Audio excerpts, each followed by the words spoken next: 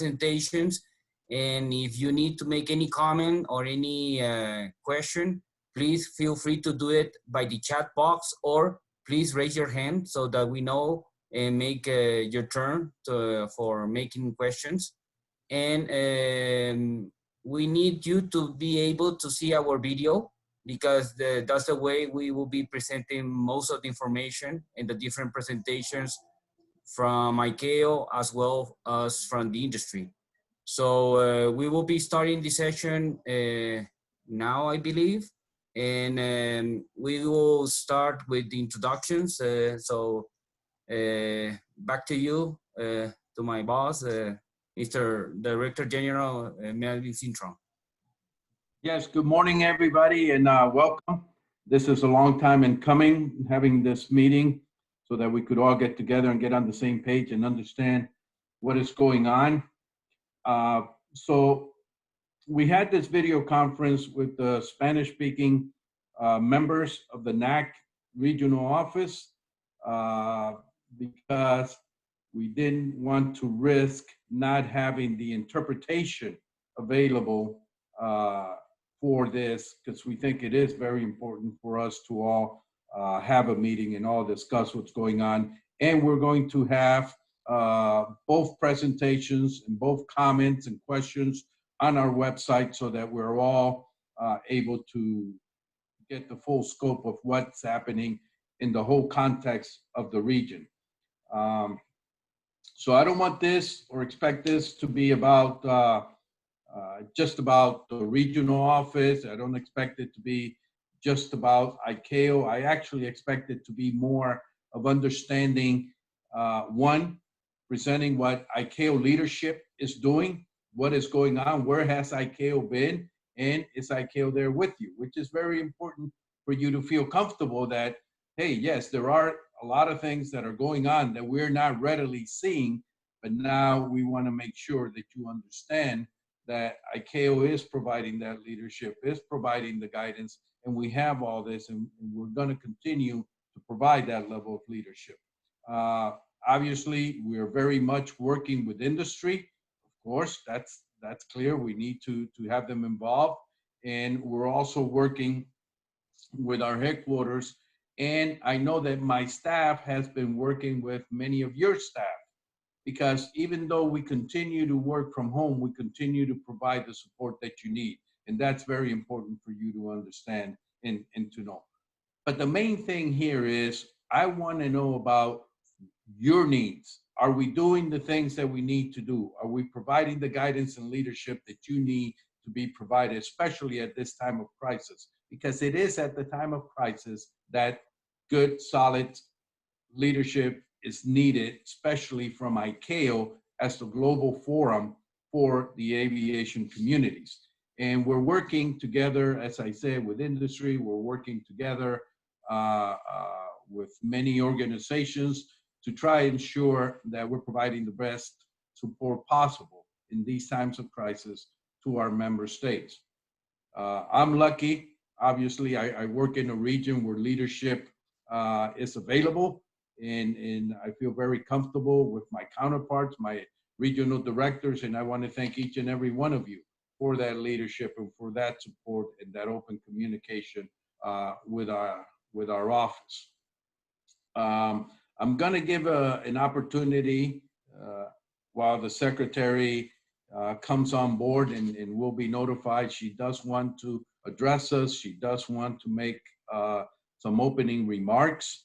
So while she's on, I know her staff's already on. I know my counterparts from headquarters are already on, and they're listening. So I just want to give a welcome, and I'll go down the line so that the principals of each organization can make a short opening remark, and we'll go alphabetically and start with Angela.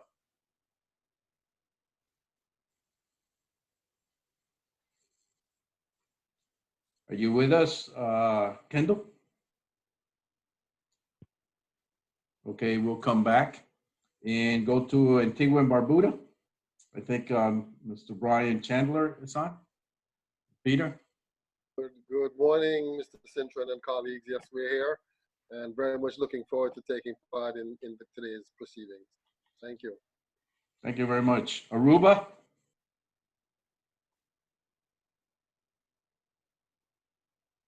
So we'll come back to Aruba. In Bahamas?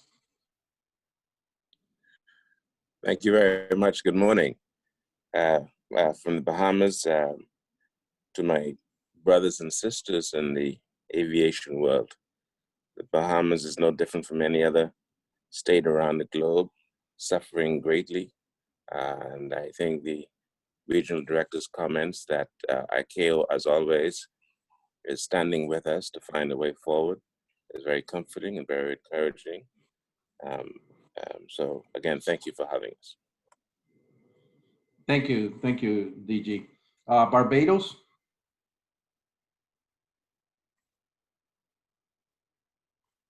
Good morning, Mr. Central, and good morning to all. Tracy Bailey from Barbados.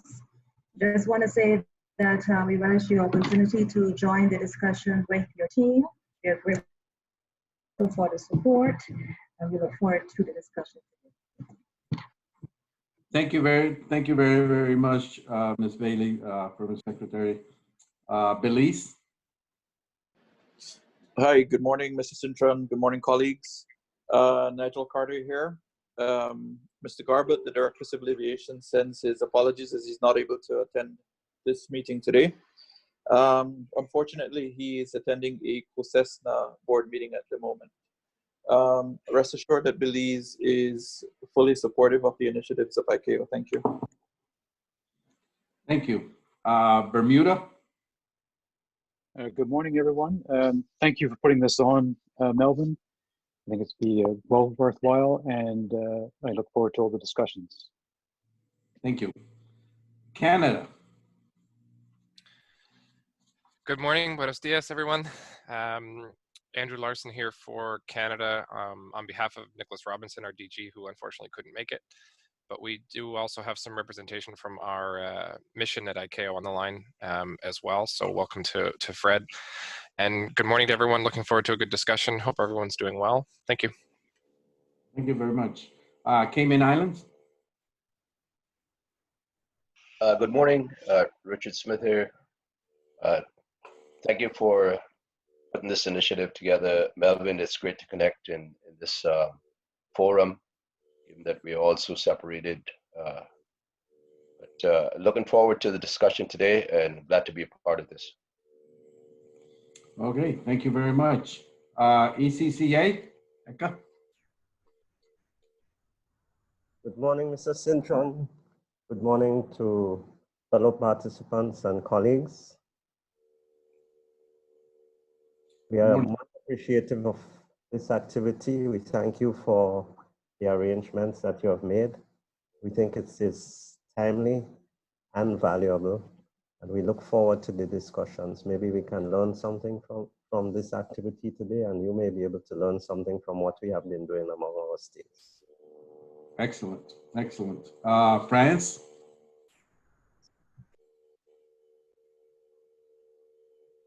Yes, good morning to everybody. I'm the Deputy Director for Civil Aviation in the French West Indies, and we are very interested in this meeting to know how it works in this area. And we are in link with French DGAC in Paris to coordinate our actions. Thank you. Thank you very much, and welcome to the meeting. Grenada? Yes, good morning. This is Arlene Buckmeyer Utram. I know that Mrs. Frances Williams is here as well. I think Mr. Charles is having some difficulty, but he should join us shortly. I want to thank ICAO for this initiative, and we look forward to the proceedings this morning. Thank you very much. Thank you. In Jamaica?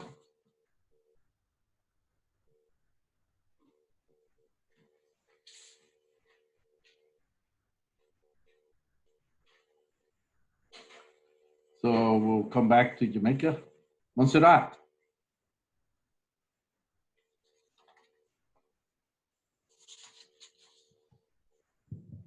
And we'll come back to Montserrat. I know that some people are having difficulty logging in. So, but we wanted to go ahead and start because it does tend to get lengthy if we don't. Netherlands. Yeah. Good morning, good afternoon from my side of the ocean. Thank you for giving us the opportunity to participate in this meeting. And my Director General has requested me to join the meeting. And as you know, we are only directly responsible for 3 very small islands in the Caribbean region. The other parts of the kingdom were supposed to join themselves. Aruba is not there yet, I think. I've seen Mr. Halley from St. Martin. And the Director General of Curaçao has asked me to listen in for him as well. So thank you for the opportunity, and I'm looking forward to a fruitful meeting. Excellent, thank you very much. Welcome. St. Kitts and Nevis. Yes, good morning. This is Kay Bass, and I have Mr. Royston Griffin online as well as Mr. Duncan, and we're happy for this initiative and we're eager to learn from the experience. Thank you very much. Thank you, and welcome. St. Vincent and the Grenadines. Good morning to everyone. Just I'd like to give regards for the our PS Pompey, who is not able to join us this morning, and we're looking forward to the discussions. Thank you. Thank you very much. St. Martin. Good morning, Louis Sali here, DG from St. Martin. Looking forward to the discussions and like to thank ICAO for this opportunity to be here. Thank you. Trinidad Tobago.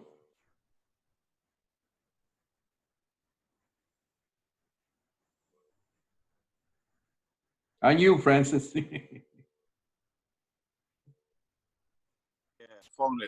morning to all, and it's a pleasure to be on. Looking forward to the discussions today.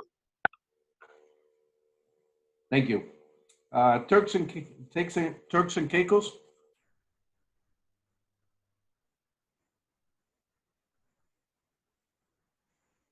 Okay, we'll come back to Turks and Caicos. United Kingdom.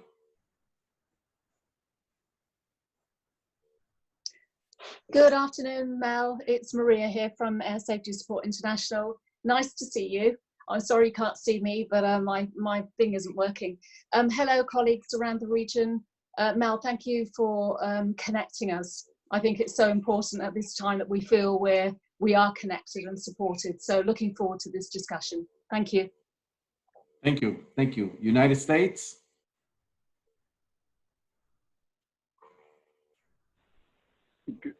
Good morning, Mel. Nick Reyes, Director of Western Hemisphere, and David Burkholder, who's the Acting Executive Director for the International Affairs Office, is also on the line. We're having issues with the video conferencing, but we are both on the line, looks like, but he is here with us too. Second opportunity for me to join this conversation, so highly encouraged by what we're doing as an international aviation community. Thank you for having us.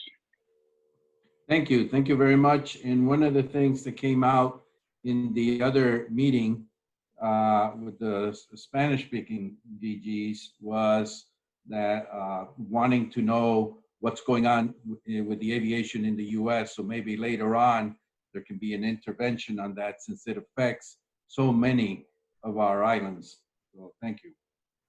Yeah, absolutely. And David is and I are both prepared to give you a quick briefing on where we are. But hopefully we'll solve these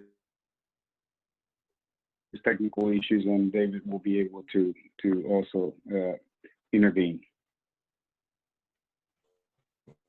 Thank you.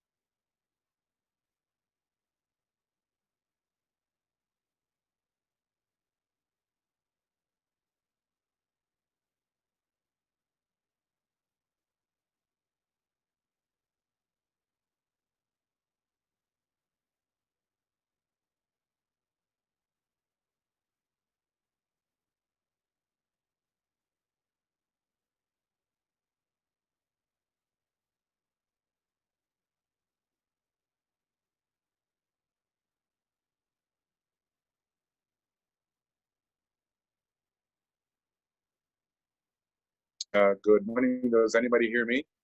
We hear you loud and clear. Yes, I hear you. Yeah. Okay. It looks like we lost the conference. Sorry, I was just checking to make sure if it was just myself or Mel. I guess it's the problem is on Mel. Hold on, because we're having technical. Yes. Good morning. Yes. Good morning. This is Ricardo Delgado. I was just checking. to make Having sure it was probably just some myself, issues with the transmission. Please be patient. They are trying to fix now with that instant issue.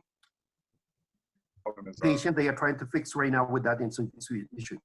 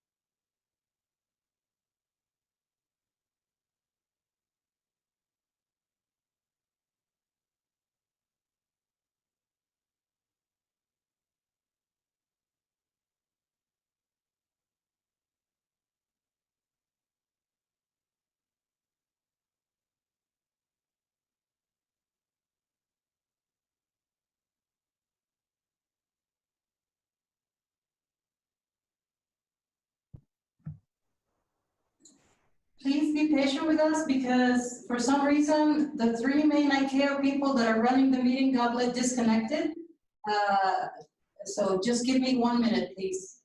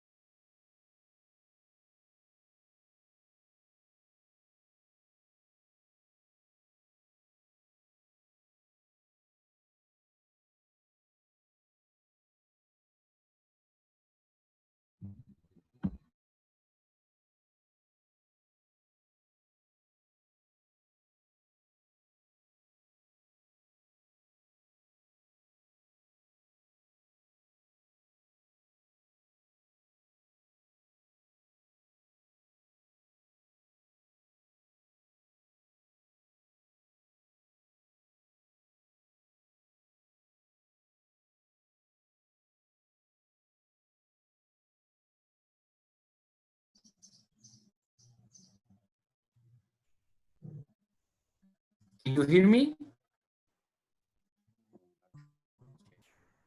Yes, I'm hearing you, Julio. Yes, Julio. Yes, Julio. Sorry. Okay. Sí, Mr. Julio, ¿todo bien? I'm sorry, I don't know what happened, but some of us went out of the session, but we're trying to get back our I director. can see if basically you can do this, please. So I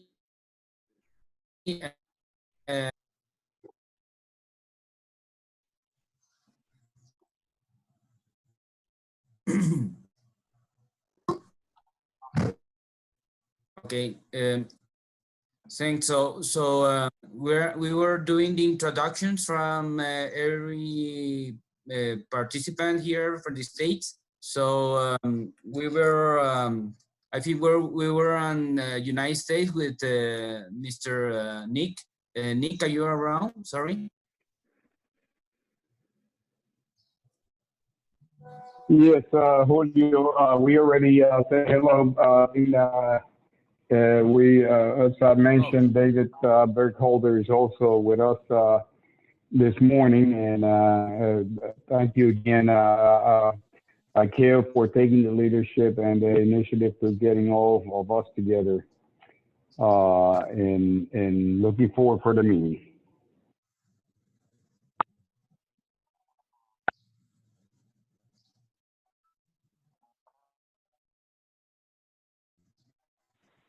Julio, did we lose you again?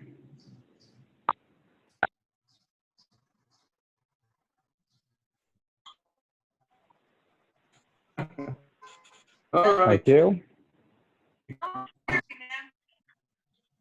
All right, I think we're back on track. I apologize, but this is the system that it is. Yesterday Can you went hear off me without now? a hitch, and there Okay, good. were Okay. over 90 people. Okay, we were at NACC. Does everybody hear me? Thumbs up. We can hear you now, Is that Mel. me? Excellent. Yes, we can now. So, Mr. Binder, Jaime.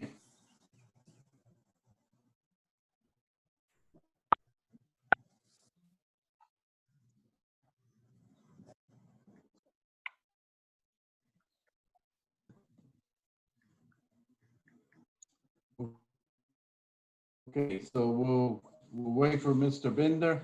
I believe our Secretary General is on.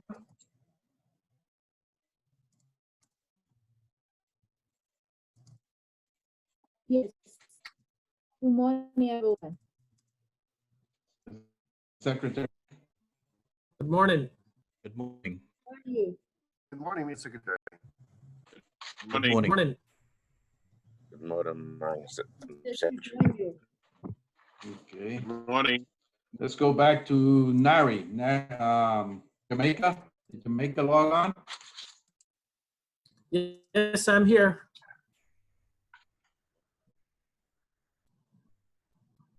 Are you hearing me, Mel? Yes. I hear you Yes, loud Nari. and clear, Welcome, Nari. Okay, great. welcome, Nari. Thank you. Thank you. Okay. So we have Jamaica's back on, and Aruba, will come on.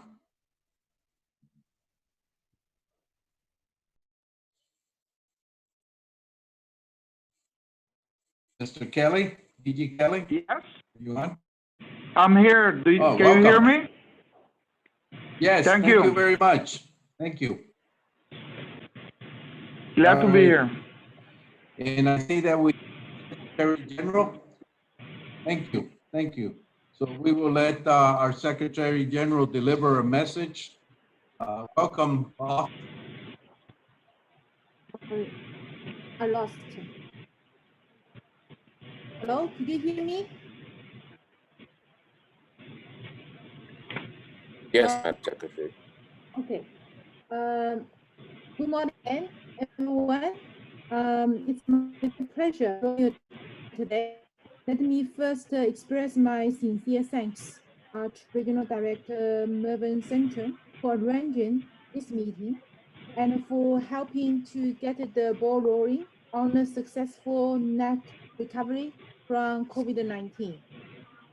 These initiatives are in keeping with ICAO's global leadership, especially during times of crisis.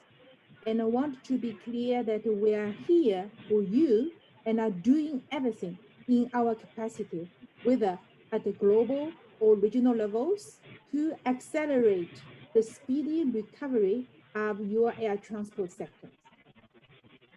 ICAO recognizes how critical aviation is to so many of your economies, but we are also aware of the challenges you face given the very diverse aviation systems and governments among this region's accredited states.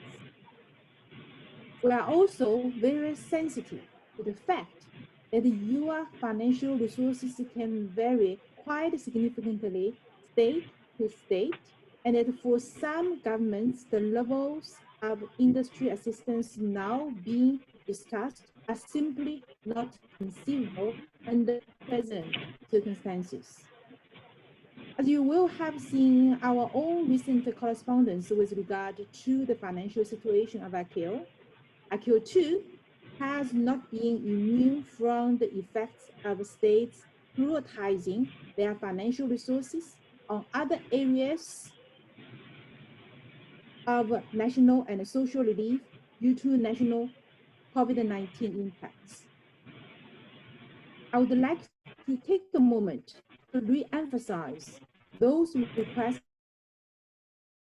here because the needed international cooperation and funding you will be discussing at this meeting needs coordination platforms such as this one to be accessible.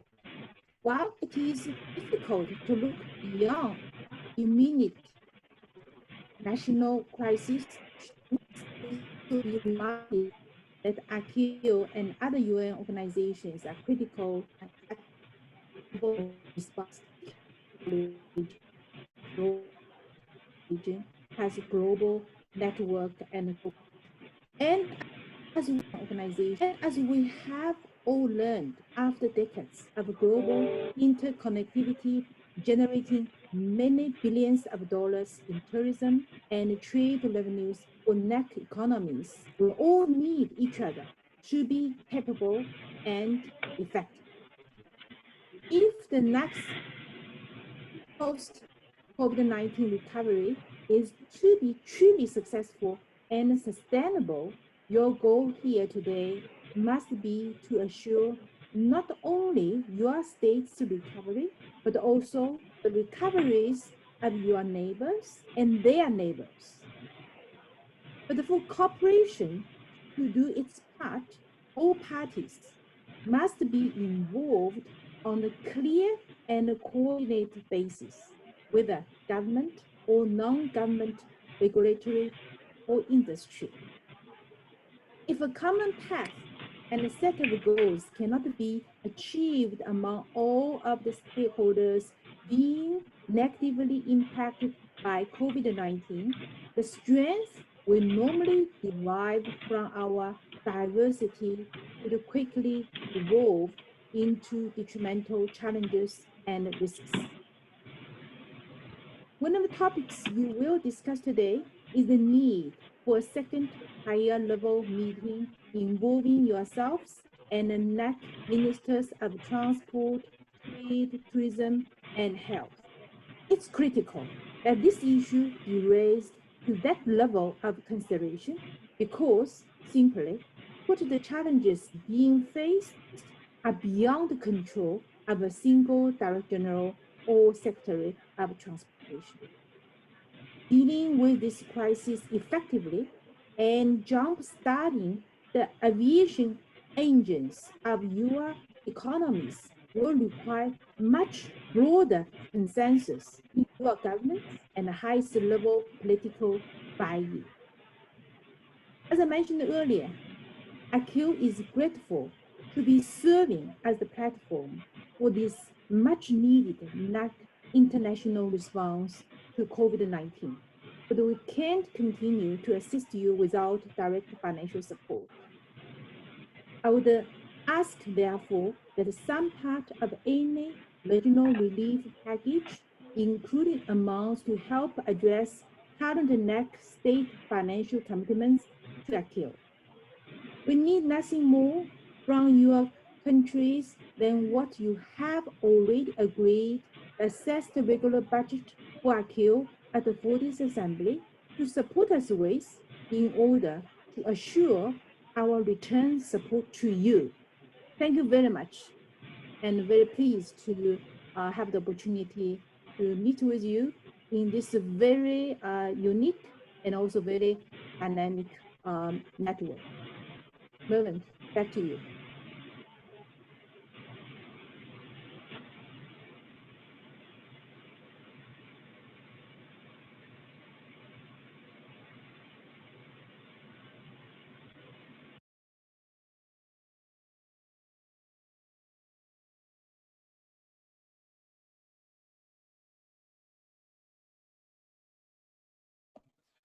Dr. Liu, your microphone went off. So I take it that we've had some difficulties in listening clearly, but Secretary General's message will be made available to everybody on a report. And I want to thank the Secretary General for taking time in her busy schedule during these times of crisis to show that level of commitment and leadership that ICAO has been and will continue to provide, not only during this time of crisis, but always. So very grateful. Thank you very much, Secretary General. Thank you, Mervyn. And I'm looking forward to your productive and the outcome of the discussion. Thank you.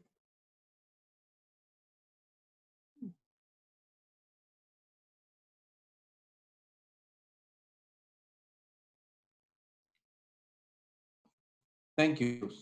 So now if we could go to our presentation and we'll start. Yes, ma'am. Yes, boss.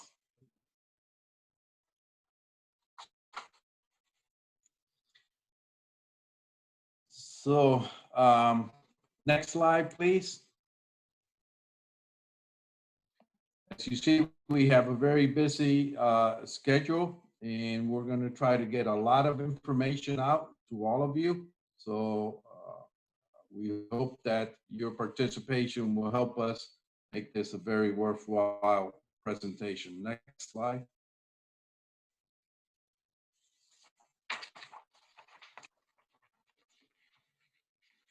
Next slide, please.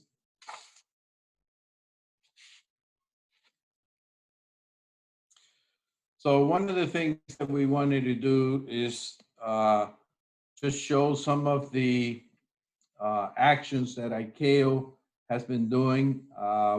We initiated work from home operations since the March 18th.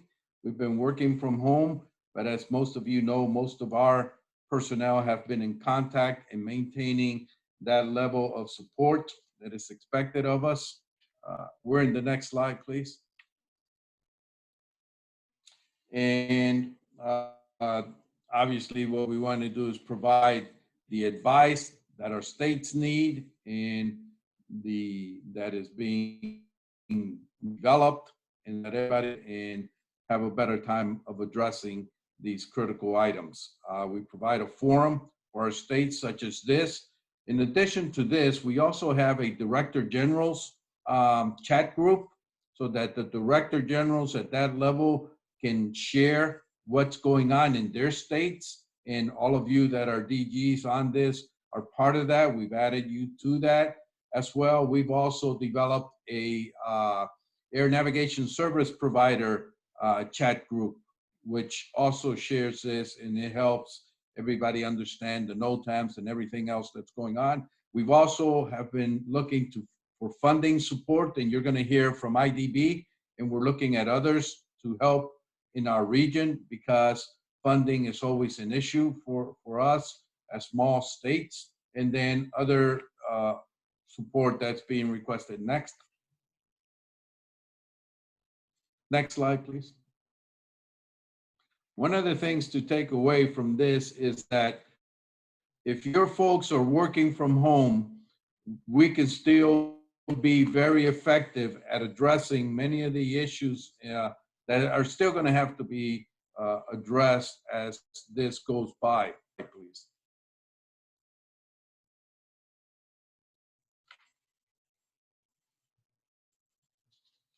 So, you know, one of the challenges happening is there's a lot of requests for exemptions, extensions, and things like that, and we'll talk a little bit more about that as we go through. But, you know, some items that we want the states to consider is that you should have your contingency plans to address your air navigation services, your airports, your safety and security, and especially for us now with hurricane season coming, many of us already know how to deal with that, but it is a challenge and a huge challenge to our state, especially on top of what we have right now with the crisis of the COVID issues. We've issued various state letters to help you regarding aircraft, state of emergency, overflights, operations related to humanitarian aid, medical and relief flights, in many of these items, next please, that we think are important for you to know. And what we're trying to do is make sure that everybody is doing things that keeps them in compliance with ICAO standards and recommended practices so that nobody is going outside of that, and you're able to provide that safe, secure, and efficient aviation when the time comes to do the recovery, because we will get into the recovery mode and we need to go ahead and have that addressed. Next, please. So in the next slide, as it comes on, we talk about the ongoing actions, and we talk about ANS.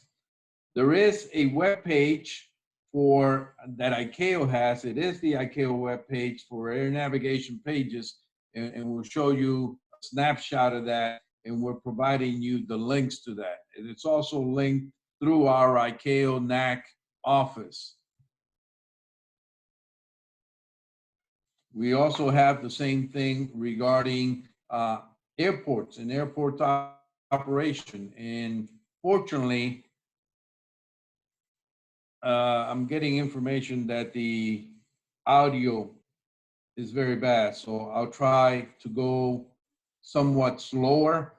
But basically what we wanted to show you is that for your personnel, for your states, ICAO, especially headquarters, has been developing tools and has been providing guidance to ensure that you have that available to you in airports, in air navigation. So if we can just go through these, and you're going to get the presentation that has all the links. And we know that in airports, there's an additional challenge that in many states, the airport authority is not necessarily the Civil Aviation Authority. It's a separate authority. So that requires stronger and closer communication on these things.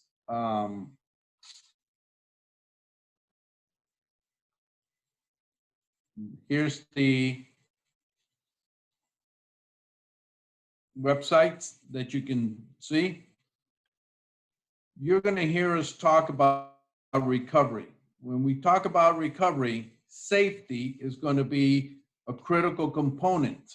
You know that many states look at, especially our northern neighbors, especially our European neighbors, and the rest of the world, in fact, looks at it's as safe to conduct operations.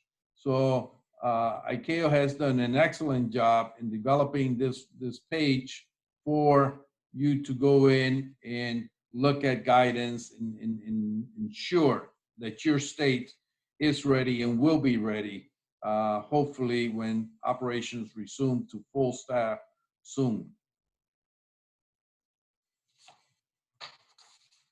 This is just a shot of the one of the pages that we've listed here, and we'll give you a snapshot of each one of them.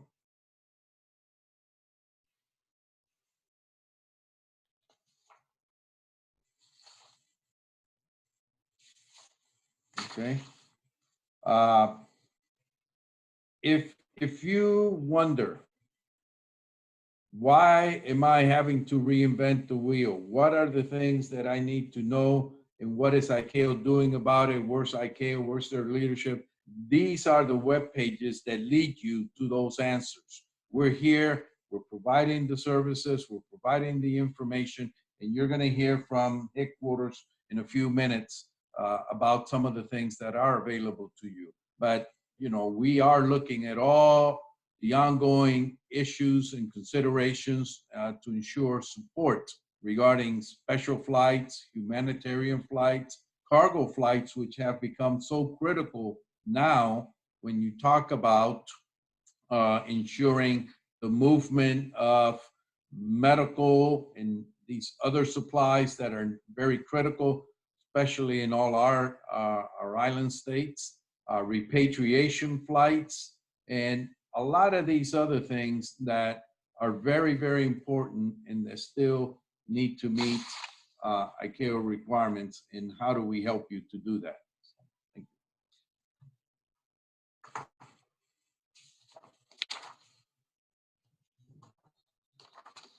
you. Okay. Next slide, please.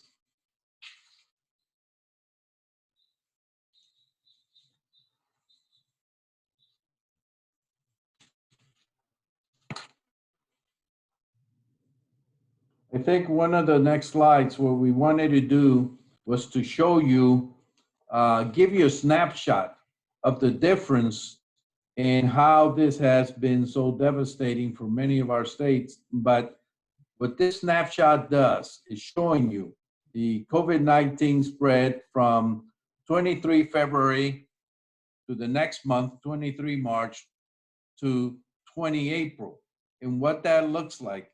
And as you can see, what you should get out of this slide is that no one in our region is exempt from this crisis, from this COVID-19. So we all must work together, and we all must find the solutions that's going to help our states deal with this. So we just wanted to provide you that snapshot.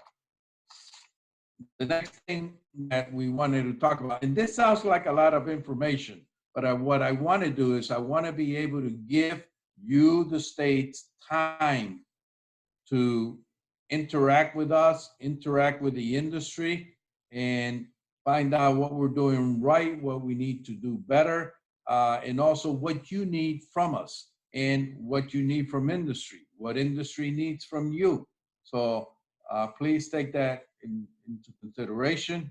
We're going to be talking about the recovery plans, short, medium, and long-term actions. So air cargo operations, as I said, in the region is something that has continued to operate. Yes, their operations are down. However, compared to the rest of passenger travel, we have maintained, and you're going to hear from industry what has happened with cargo.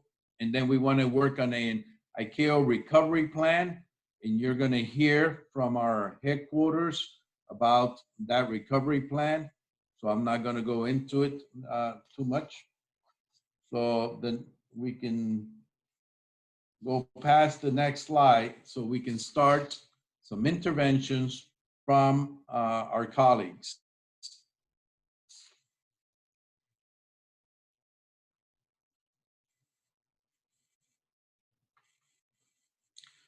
Remember, as we're going through this, if there's questions, if there's concerns, please make sure that you start jotting them down, because we are looking to answer all of these, and that you start putting it on the chat And at the end of the presentation, we're going to have ample time for you to discuss and provide your questions. So with that, I would like to turn it over to our Air Transport Bureau to present us their presentation. So Air Transport Bureau, please. Hello. Hi, good morning. Can you show the slide?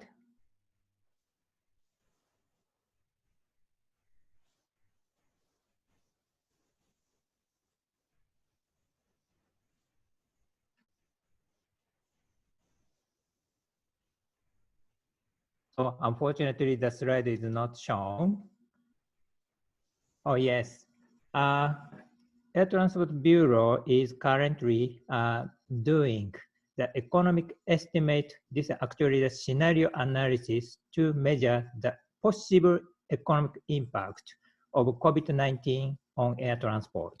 We are updating daily basis because the situation is keep changing. But this is not a forecast. This is just a scenario analysis. So what could happen, not what will happen. Excuse me, Toro. Yes. Can you hear me? Toro. Yes, yes, but we're not seeing the full presentation. Could you enlarge the presentation? Yes, this is my presentation. Can I start?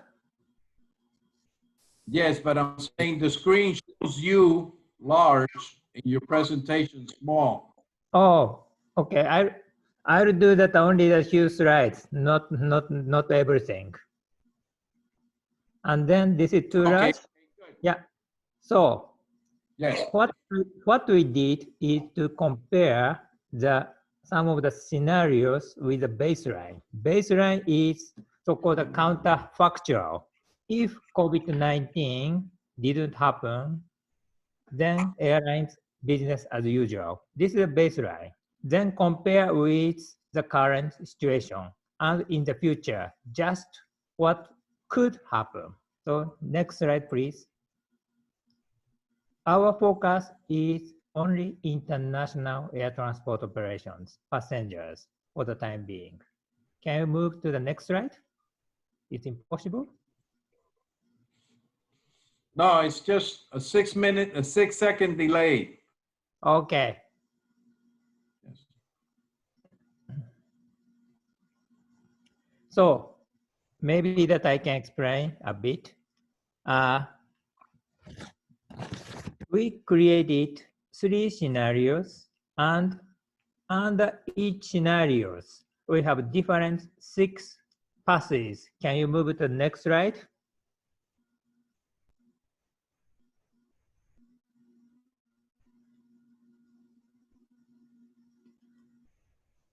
Because we have a lot of uncertainties and we have no idea actually what will happen even in May. That's why we created 3 scenarios.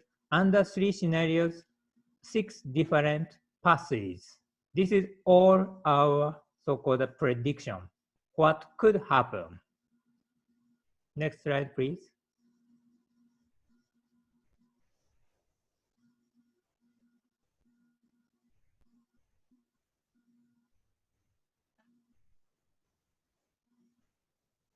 So these 6 different recovery paths is different assumptions.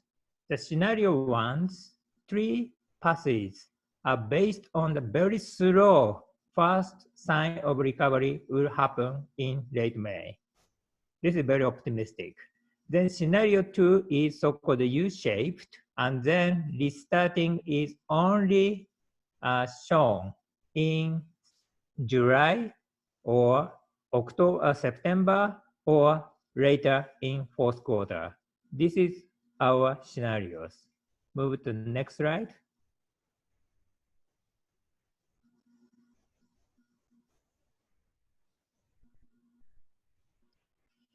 This is so-called a bit that I made a mistake. This scenario should show the capacities. So can you move to the next slide? So capacity, right now, I just checked this morning. Latin America and the Caribbean regions already 93.21% reduction from originally scheduled. And North America's regions almost 90.99% reduction. This is up for that April up till today. This is what I saw this morning. And then this slide shows, for example, that the Latin America Caribbean regions capacity reduction April is minus 87%, but already exceeded. North America shown 91%. This is almost exactly match the actual numbers. Next slide, please. Based on these capacity predictions, we calculated the number of possible passengers. So if you look at this chart, this is all global. So total of global international passenger numbers under 6 different passes. And the next slide shows the breakdown by regions. Can you move to the next slide? So globally, that almost the maximum is almost 1.2 billion passenger loss. This is the worst case scenarios. Then if we look at regional breakdown, can you move to the next slide? Yes, Latin American, Caribbean region and North American region was shown in this slide. Oh, okay, already moved to the revenue slide, but almost at the passenger numbers, North America is expected to be reduced 53 million to 88 million passengers. And Latin American and the Caribbean regions is around 38 million to 62 million passenger less. This is our scenarios. And this scenario this slide shows the revenue predictions under 6 different passes. And globally, around 160 billion to 253 billion revenue loss will be expected. So can you move to the next slide? So next slide will break down again the revenue prediction by regions. In case of Latin America and the Caribbean regions, around that 9 billion to 14 billion total is expected, while North American region is around 17 billion to 28 billion revenue loss were expected.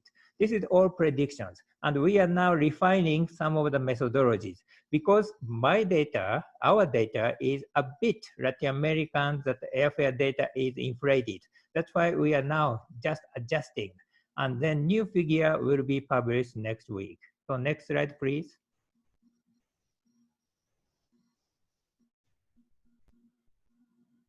So this is a summary of my presentations. In summary, that the first scenario 1, this is a V-shaped recovery. The overall in global, 41% to 56% of capacity is gone, resulted in the reduction of 700 to 960 million passengers. And then this translated into around 160 to 218 billion potential loss of airlines. Then if the recovery is further delayed till the 3rd quarter or later, the reduction of the seat is maximum 2/3, and then reduction of passenger maximum reach 1.2 billion. This will translate into the revenue loss of US dollar around 220 to 250 billion gross operating revenue loss. This is our current scenarios. And then, but most important is these are not the so-called forecast. As I said previously, these are what could happen. And the actual result is heavily depending on the duration and the magnitude of this pandemic, and also the confidence of the air travel and global economic conditions. So thank you so much.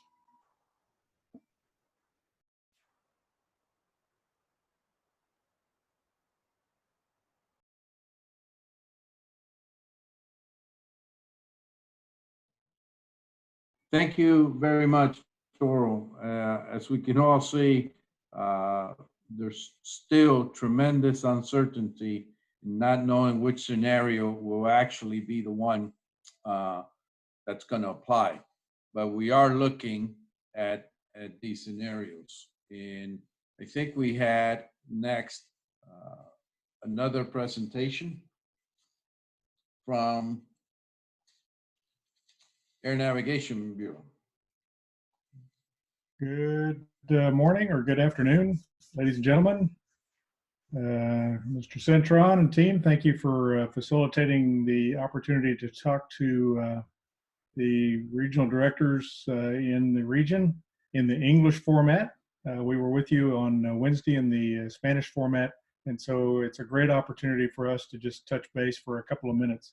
If you don't mind, I'll go through quite quickly. I'll try to on the slides, and I'm going to pass over to Dr. Johanna Jordan to give you the information on CAPSCA and the medical piece of this towards the end. So without delay, AMB's focus from mid-February to date has been first on taking care of getting our staff members secured and safe. That's all been done, and we had a couple of folks who had to self-quarantine coming off missions, but now we're all operating just like in all the 7 regional offices from our homes and isolating, and are up online, the entire Bureau. So it's easy to reach us through electronic means. If you don't have any other way, start with email, and then we can reach out in any format. Our highest priority focus today is to build on the work that we've been doing in coordinating the contingency arrangements that all of you have been putting in place to address the public health needs of your states, and then to try and grapple with the challenges that makes for the industry. We're trying to lessen the regulatory burden for the sustainment of licenses, certificates, and approvals, so that those actions do not become a risk for aviation safety, which can be a real concern if we don't have a systemic way of managing that information. We're also trying to prepare the new requirements we believe are coming related to public health, so that ICAO can facilitate and lead delivery of a common system of protections that restore member state confidence in each other's capability to effectively contain the pandemic when aircraft, aircrew, and passengers and goods move through the international boundaries. AMB has been pioneering the use of electronic medium for our collaboration, so that's what we're doing in Zoom today is something that we're pretty accustomed to. And so I think that we've got a chance to really build on this as we move forward in recalibrating how ICAO reaches out with each of you to make the organization more accessible. We can go to the next slide, please. One of the ways that we're assisting is by introducing a web-based tool that can essentially permit a search for impacted airports or airspace to allow improved flight planning and coordination. And to make the tool more effective, we've been working with the NACC and other regional offices in member states and the industry to align our published NOTAMs to follow a template that helps ensure that they can be found in a search more readily. And we've really appreciated the cooperation that we've gotten from member states in that regard. Next slide, please. Beyond airspace issues and airport availability, another area of concern that we have focused on is developing a common method to share information regarding the extended applicability of licenses, operating approvals, and certifications that are being considered and issued by member states. Next slide, please. And while the contingencies essentially require some level of accommodation, we have to recognize that our current standards have set terms of validity for a reason, and that reason is safety. So while it sometimes feels expedient to go ahead and issue an extension, we have to have a solid rationale for why we believe that that is okay.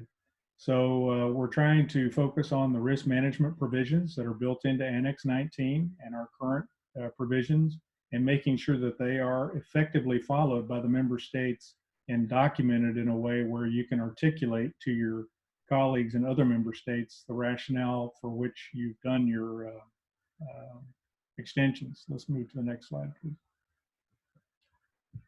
So as we've identified our challenges over the last 6 weeks, we have taken action in numerous formats. We've looked at the annexes, starting on the left of this slide. The key annexes we focused on initially, Annex 1, 6, We've got several standards that require extension consideration, and we've published state letters on this. We have the COVID-19 operation measures website on the ICAO.int webpage. We have tools in the USOAP online framework and the iStars that can be used for this purpose. And then we've provided special guidance on making this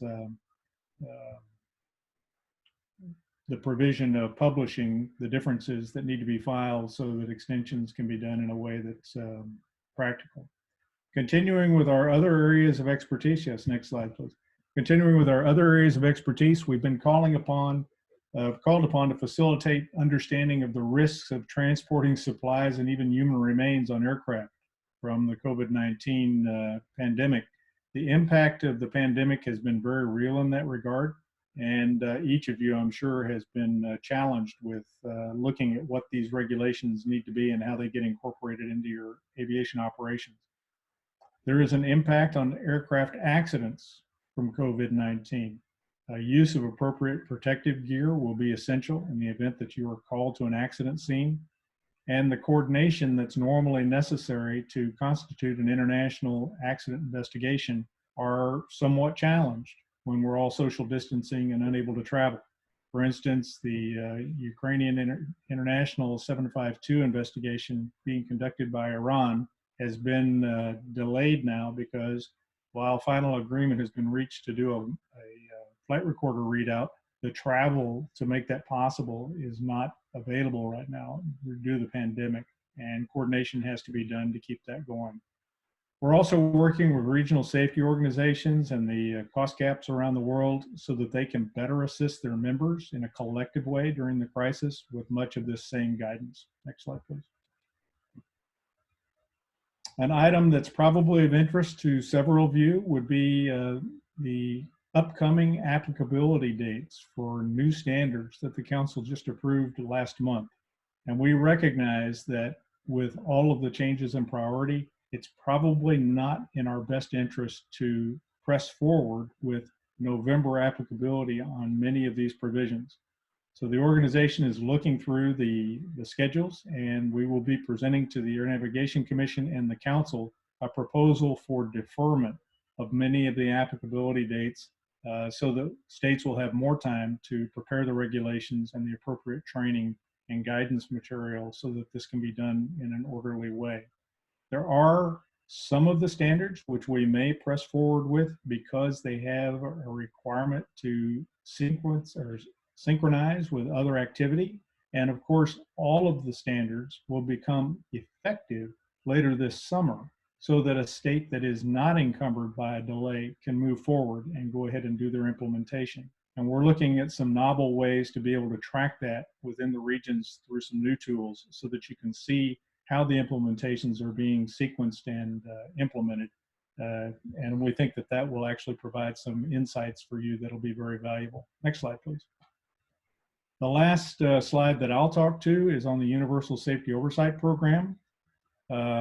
If you had a visit coming in the next 3 months on an audit, either a full audit or a ICAO coordinated validation mission, that will not be occurring. Through the month of July, we have already postponed activities, and we are looking practically at the expectation that activities over the next 5 or 6 months are already looking at deferral. We're reassessing the entire calendar through 2020 and 2021, and you'll be seeing updates coming electronically on that schedule in the near term. So that's the last slide I'd like to talk to, and I'd like to ask Dr. Jordan to take on the conversation about CAPSCA and public health. Thank you.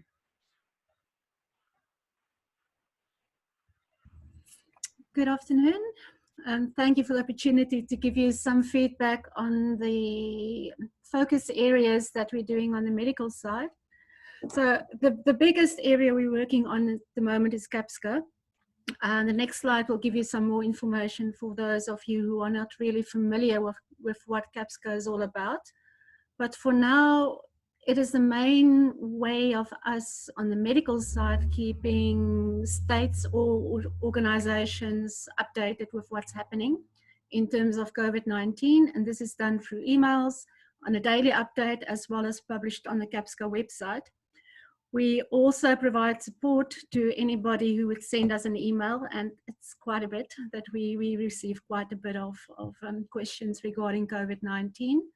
Our regional meetings, we had in Africa in March, a big meeting that involved the African Union, the African CDC, a lot of the African states, and we're planning another one in Europe in October, which will specifically only be focused on COVID-19 and its effects and how we're going to move forward in future. The other main thing with CAPSCA that we're doing at the moment is training. So we have an online training course. ICAO developed it together with WHO and JAATO. At the moment, we have 40 participants that has been sponsored by ICAO/JAATO, which is all our CAPSCA leadership in the various regions, as well as our CAPSCA regional coordinators. We are also working on a joint funding proposal with WHO, and the emphasis or the reason for that is so that we can enable more training on the CAPSCA online training, and then once restrictions starts getting lifted, that we can then go and do assistance visits to states that need it. At the moment, we're also working on some webinars that we will be presenting on the ICAO website on CAPSCA and COVID-19. The other area that is important for us is collaboration between the medical section and the public health authorities. So on the one hand, that's partly done through CAPSCA, but we also, from the ICAO perspective, attend the emergency committee meetings from WHO. We discuss travel and trade restrictions, all kinds of combined guidelines that we present, that's aviation specific, but that we consult with WHO and other public health authorities before issuing that. And part of that is what we refer to as the public health corridor, which I will come to a little bit later. But on the slide here, you can see the development of the aviation continuance plan is we had twice a week meetings with the CAPSCA representative, as well as the medical provision study group. And this group came up with some plans on ensuring cargo flights so that we can still deliver essential medical supplies, but at the same time prevent our own crew from becoming infected with COVID-19. So that's part of the collaboration work that we have to do with the public health authorities. And then going back to the aviation medicine from an operational perspective, we had to extend medical certificates due to unavailability of AMEs to do medical examinations, or due to social distancing practices, crew that could not get to medical examiners. And we have a risk-based approach on how we decide which medicals to extend or not, and for how long, and what are all the requirements or prerequisites that needs to be complied with. And in addition to that, we need to provide aircrew support. One thing that we're really discussing at the moment is the impact of mental health, the impact of fatigue, the extra health-related measures that crew might be subjected to, like quarantine or additional screening, and we are trying to address all of these things. Next slide, please. So CAPSCA, as I was referring earlier, is basically the marriage of public health authorities with the aviation authorities. You can see that is in that circle, that is just some of our partners. We have most of the UN organizations that's relevant to aviation is included in that list. We have some international organizations, IATA, ACI, IFALPA, which basically represents all the relevant groups in aviation. But in addition, we also have members such as the IOM or IMO, which is experiencing the same problems that we do at the moment, and where IMO, for example, is very dependent on aviation continuance of services to get their pilots to their ships. So there's really a cost cutting across different organizations. And the beauty of CAPSCA is that we also have it on a global level, but it goes down on regional levels. So we have regional CAPSCA coordinators in each region in ICAO, and they talk with the regional coordinators of WHO, and we're involving now also the regional officers of IATA, ACI, and so forth. So the main objective of CAPSCA then is bringing all the industries together and bringing them together at all levels, from global up to even to local level. When we go and do an assistance visit, we will go to a specific airport and speak to all the people that is involved in that specific airport on the running of that, the airlines that is involved with that. And that includes safety and security problems, it includes immigration procedures. So it really involves all the areas. If you can go, if you're not aware of it, the CAPSCA website address is on there. We have a specific COVID-19 dedicated area where all the information that we have published to date from not only ICAO, but also WHO and all our partners is included on that website. Okay, next slide, please. We'll get to the public health corridor. We'll get to a bigger picture, which is why I'm not referring to that one now. Sorry, should have said that.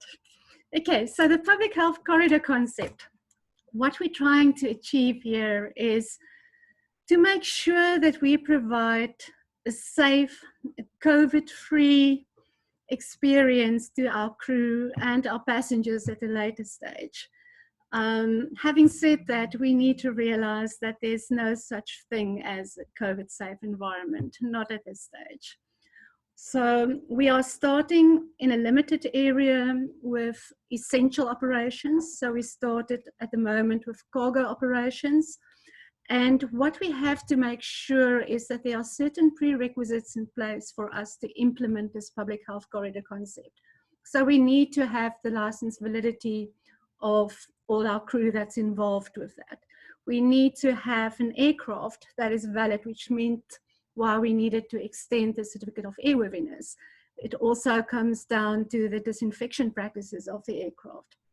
If we look at the facilitation aspects, the public health corridor is really about a clean crew, clean aircraft, and clean facilities. So, and in clean in this aspect refers to two issues. The one is the facilities or the actual environment, and the other one is the human, whether it's the crew or whether it is the passenger.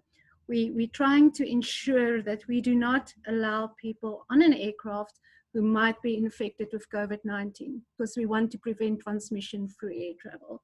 At the same time, we need to make sure that the facilities that we use, whether it's airport, whether it's the aircraft, that we know that they are clean, that we are not going to transmit the disease to somebody else. So what we are working at the moment, you can see there at the bottom part of the screen, is the testing that we are looking at home base, arriving at your departure airport, what happens when you arrive at a layover airport, and what do you do when you go back to the home airport. Next slide, please. So this is the bigger picture I was referring to. I'm a visual person, so I like having these little diagrams. But I think this is a very good description of what we are looking at. So the concept, like I was saying, you have the clean crew on the one hand, then we go to the clean aircraft. And when we start maintaining normal operations, normal flight operations of scheduled passenger services, we are considering isolating the crew in the cockpit from the rest of the aircraft. We need to ensure that we have a proper airspace and everything that goes together with it. So with NOTAMs, the pilots need to know that when they arrive at a certain airport, what the requirements would be for that airport.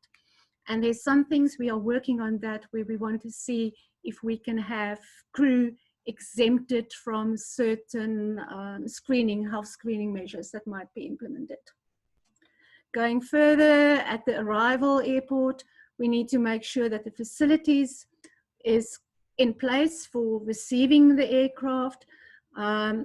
During the flight as well, you might have a sick passenger on board. So we're discussing how to manage that sick passenger on board. And when you arrive, whether you need to separate the sick passenger from the rest of the airport. And all of those are guidance material that is already in existence in our CAPSCA framework and our CAPSCA guidance.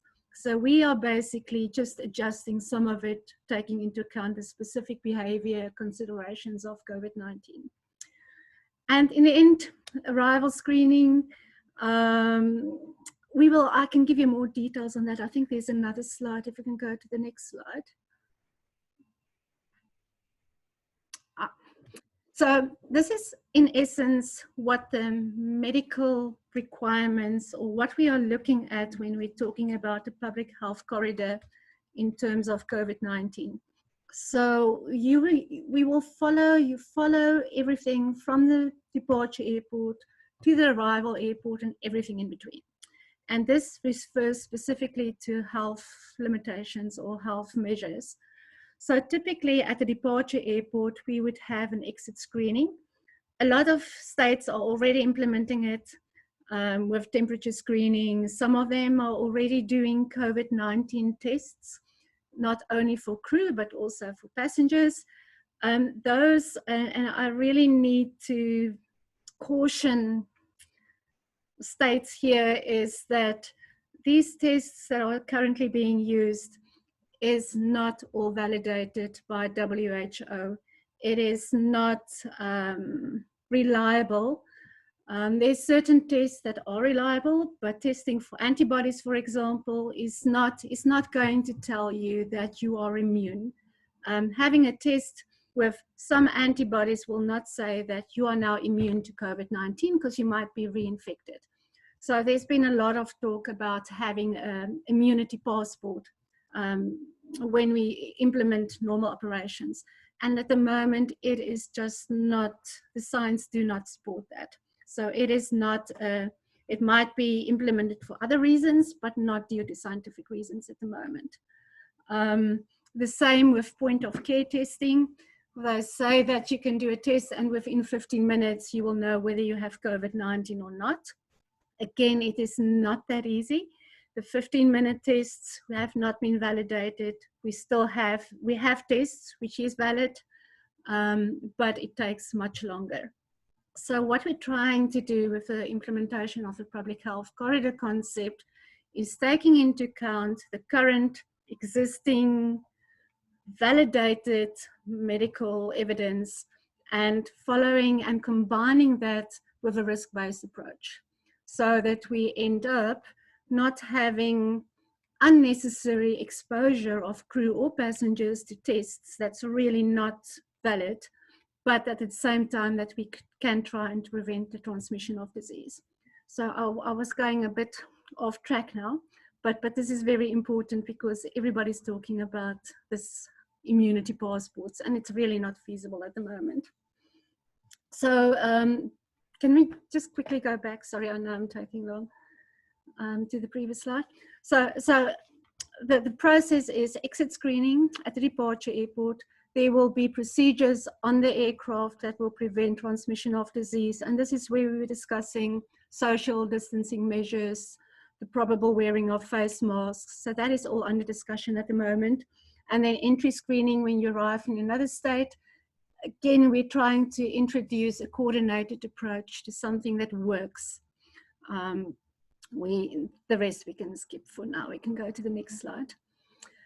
One of the ways that we're looking at doing that is to have a certificate or a method of tracking the evidence of what is available. So we are looking at temperature readings, at screening questionnaires that has been completed. We're possibly looking in future at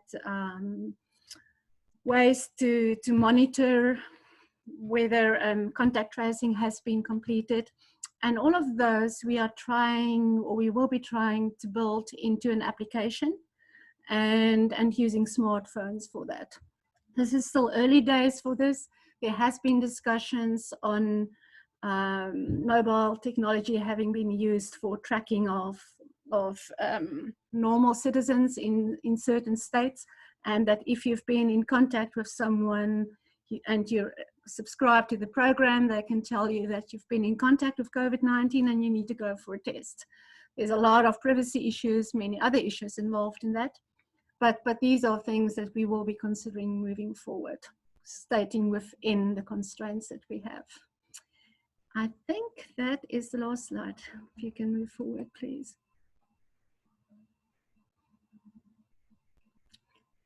Yep. I probably went through it too quickly, but also probably not quickly enough. But any questions? Will be good. Thank you very much. Very, very well presented and very much needed and very good information for our folks to have in our states to have, especially we really don't want everybody reinventing the wheel with things that may not really be applicable. So this was a huge benefit to us. Thank you for those great presentations. I think we're going to hear from TCB right now, a small intervention. There's a question for Dr. Jordan on the chat. I sent it to her from one of the... I saw that. I wasn't sure if I should answer that one now, but I can. Yeah, okay. Since there's not a lot of them, we'll go ahead and take that. So the question was about the tests that were being applied in Dubai, whether it has been approved by WHO. So I think the test they are referring to is the antibody test that has been implemented by one of the airlines. And in short, no, that test has not been validated by WHO yet. So in terms of antibody testing, you get different types of antibodies in the first place. In the second place, at the moment, there's a 30% false positive results. So, which means that in 30% of cases, it might say that you have antibodies when in fact you don't have antibodies. And that is one of the aspects related to that it's not reliable. The other issue that has been coming up is that even if you have a test that shows that you have antibodies against the virus, it doesn't mean that you will not be getting the infection again. There has been some studies that have been done that showed that you are prone or that you can be reinfected for at least a year after that. So there's a lot about this virus that we don't know. And we will only know that when we get more research and more validation of tests that has been done. So for now, there's only the one lab test at the moment that we can really apply with confidence, which is the test that says whether you have the virus in your blood or not. The one on antibodies can be used, but that is more in future. It will be for follow-up tests and not to decide whether you have the test or not and whether you can board the aircraft or not. So yeah, that one is not valid at this stage. Thank you. I think there was another question from regarding can we have the clean aircraft and clean airport circulated to the DG's clean airport and clearing aircraft guidance? And I believe that is going to be made available, especially even after here, all these slides and everything that's presented here. But is there anything else, Dr. Ans? Yes, so we are developing the concept. We have some baseline documents already. When we have the full concept and we can give you more detailed information, for sure it will be distributed. We are working on it as quickly as possible because we realize that there's really a need for that. So yes, we will distribute it as soon as it's ready. All right, thank you very much. And you know, as you think, DGs and participants, as you think of questions and stuff, please jot them down. We're gonna have time at the end to also go back to some of these questions. And now we'll hear from our TCV colleagues.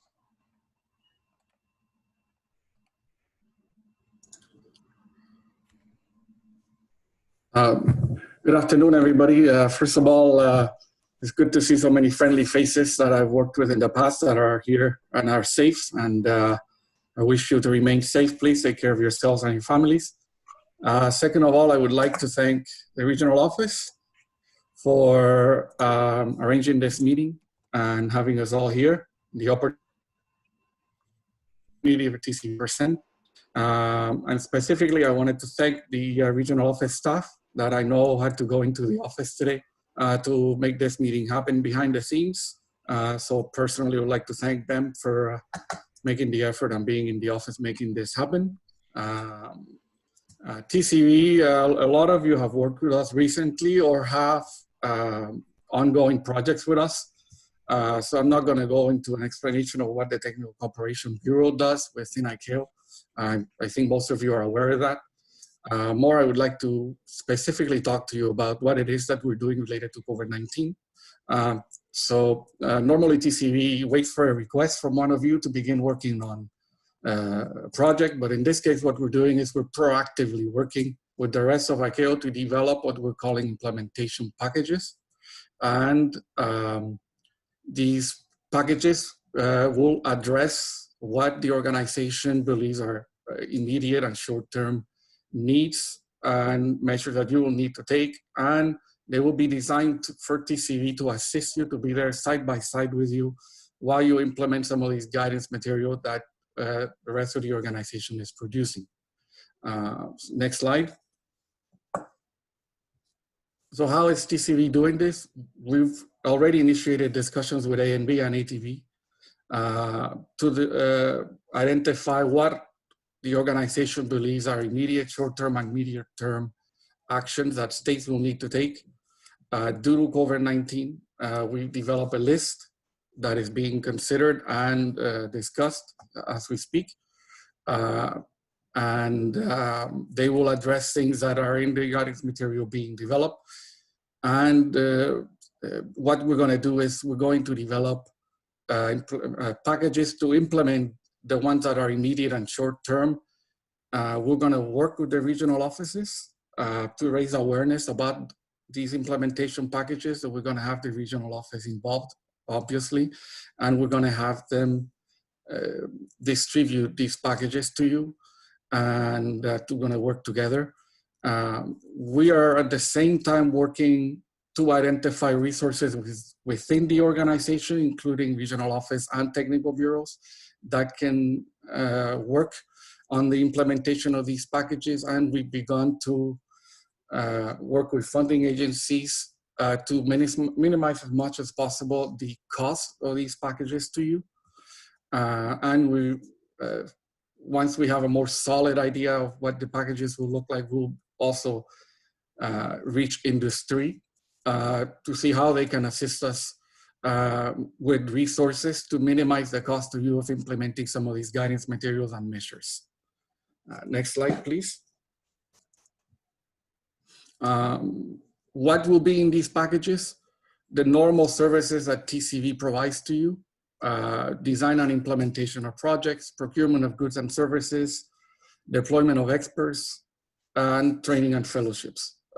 Like I said, most of you have worked with us in the past, so you're aware of our services and what we work. So I would like to go quickly to the next slide on this.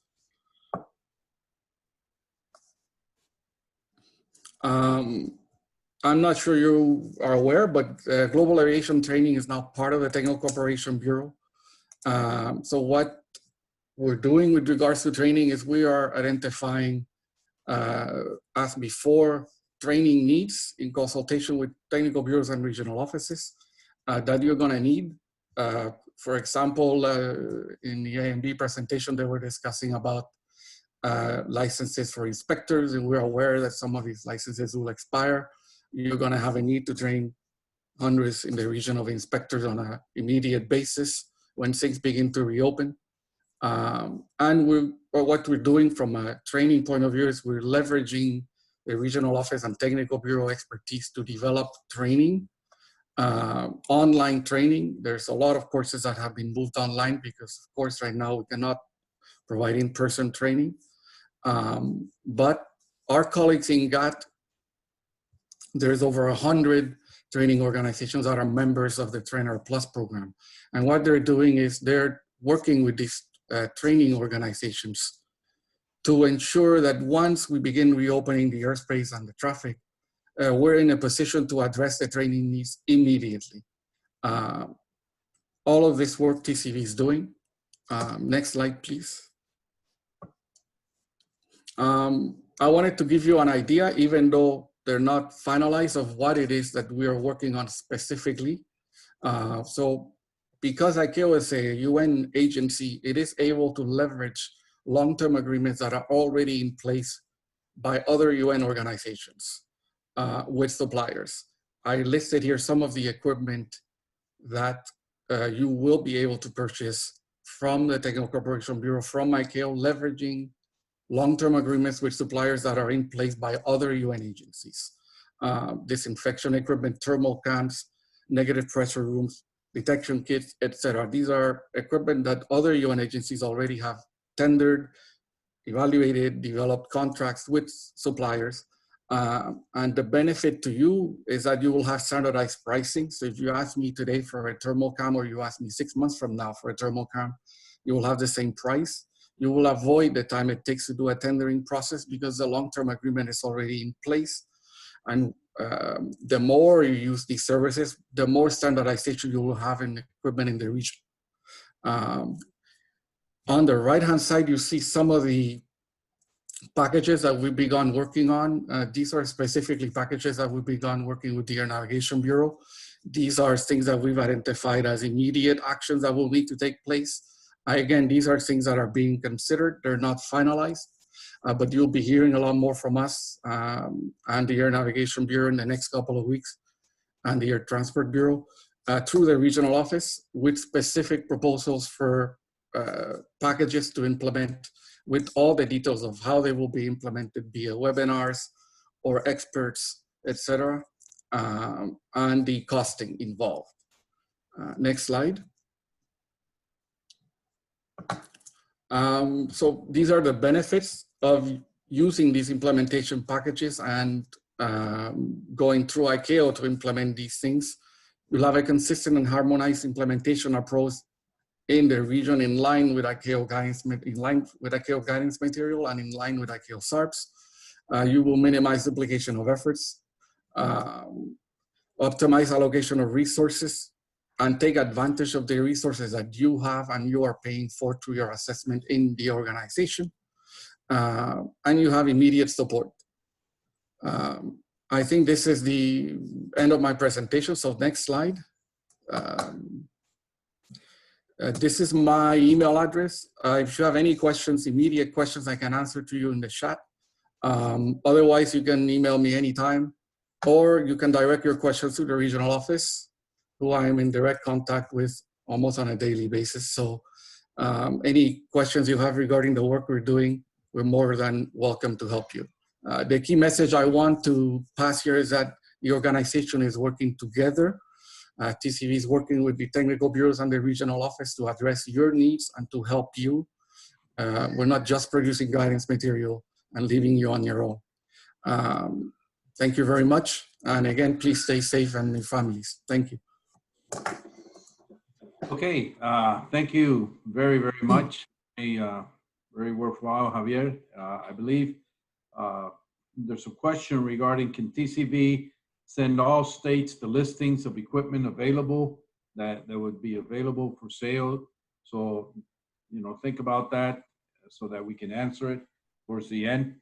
But that's a question that came in, okay? So now we're going to hear an intervention from the Secretary General of the Secretary of NACC.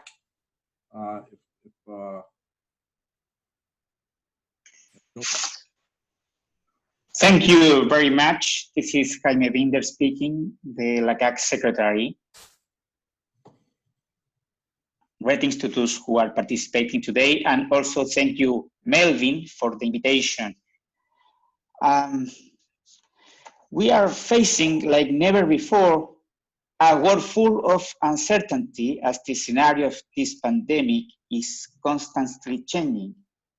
It remains unclear when there will be a distribution of a vaccine or treatment for more than 70% of the world's population. However, what we do know is that the distribution of a vaccine or treatment is not going to happen anytime soon, but probably by 2021. This uncertain scenario has caused decisions to be centralized. Consequently, the decisions are not being taken by the aeronautical authorities, but by other entities, such as the Minister of Health. Due to this, fragmentation has increased and there has been a loss of harmonicity in our measures. And of course, in our branch, in our field, we need harmonization, consistency, and similarity of our standards in order to develop our sector. Our greatest challenge is to stay united as one voice and to propose the measures we need together. We have to convey confidence and believe that it's possible to restart the system, but we have to be realistic as well. Recovery of international passenger transport may present a U-shaped curve, but in the remainder of 2020, and with the data we have today, it is logical to forecast an L-shaped curve for 2020, and this is very serious. We are seeking for the light at the end of the tunnel, but nobody is guiding us towards it. Who is responsible for then for doing so? For me, the answer is only one: us. We need to do that. We should guide people towards optimism. Measures must soon be taken by the highest possible levels, but also by the aeronautical authorities. We are risking the loss of employment in the private and public sectors. This is why the purpose of our jobs is and must be to avoid this loss. We should approach this with innovation by thinking out of the box, and we need to adopt simple measures with transparency and flexibility. In addition, the measures must be uniform, consistent, and universal. Finally, I would like to say that the aviation system is part of a bigger system, and if we want to recover, it is necessary that we work with the tourism industry. We cannot think just about ourselves, but also about other industries that complement us. Only by working together and helping each other, we can face this crisis and overcome it. Thank you, Melvin, for this opportunity, and thank you for your attention. Thank you, Jaime, and very, very worthwhile comments that William said are very realistic and we must take into consideration. I'd like to, Julio had been in contact. We had the World Tourism Organization send us a message regarding this, and they wanted us to say a few words. So, Julio, please. Yes, can you hear me? Good. Okay. So, in behalf of the World Tourist Organization, Mr. Alejandro Varela, who is the Vice Director for the Americas, he regrets that he couldn't follow up with it with this call as he did with the Spanish DG's video conference, but he wanted to express his totally support to this initiative, as we know that tourists, especially for our states in the Caribbean, may represent more than 90 to 80% of the incomes of the states. And currently with the situation with the COVID-19, this situation has gone to a big percentage of losses, which there's some slides that he will share with you because they're being updated and he was to be on a meeting now with that. And he looks to have some further discussions with the states, ministry, and ICAO in the industry to have a joint work the recovery phase of this situation. So we will put those on the minutes so that everybody can follow up for the next video conference or meeting with us. Okay, thank you.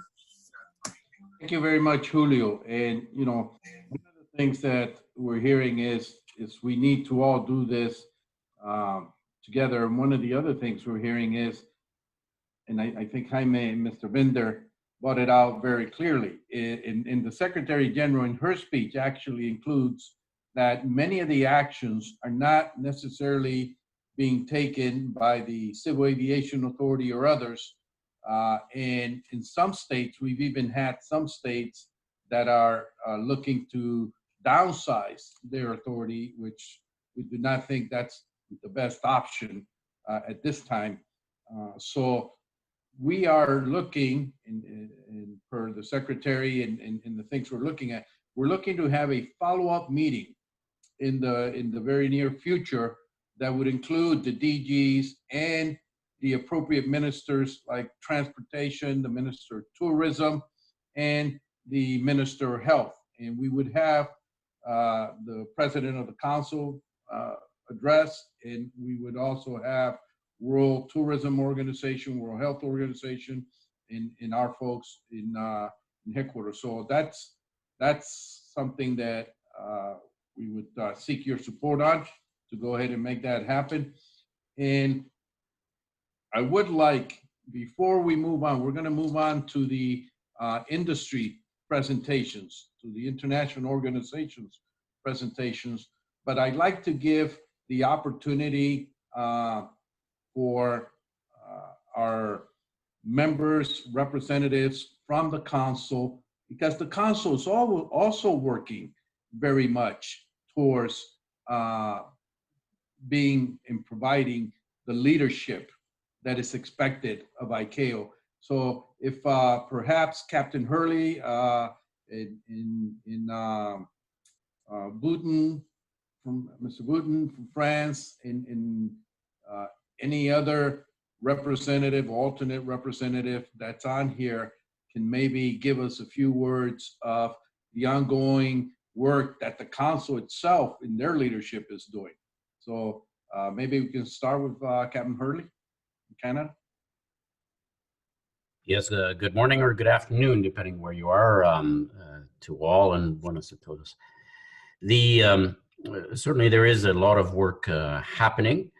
As you can imagine, first things we're focused on taking care of our own people, and secondly is to give a good look as to what can be done for the system at large. We are in the early days of approving what's going to be called the Council Aviation Recovery Task Force, where some council members, as well as participation by industry, will look at the ability of the organization to give some guidance and to states as to what could be prioritized, and that the expectation would be that this group would be able to report back to the council in May. And so there's work. As you can imagine, much as in with your own administrations, we had to first decide how we decide things. And then we've worked through those challenges, have adapted to both teleworking as well as the ability of the organization to make some decisions at a distance using tools like the one we're using today. And I certainly learned a lot from listening to your comments, and I look forward to the questions that will be raised and answered by the group. And certainly, I think that is the key going forward for the council, is that we have to be able to come together in much the same way that we are doing today. so that we together can, can face a still uncertain future, taking our cues both from the health authorities as well as national authorities, and we'll go from there. But thank you for the opportunity, Melvin. I think it's a good initiative, and we'll look to see where we can go forward on this. So thank you again. Thank you, Representative. And maybe we can hear from France.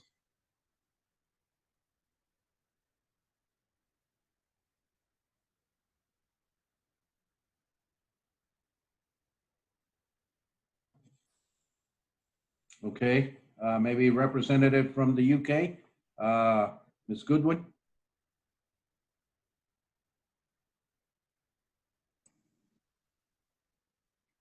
Sorry there. I don't have a lot more to add apart from what Cloud said. I just think, yeah, we're working hard. I think now we're getting into the groove of things and looking forward to hearing from everyone about the issues that they're facing and the questions they have. Excellent, thank you.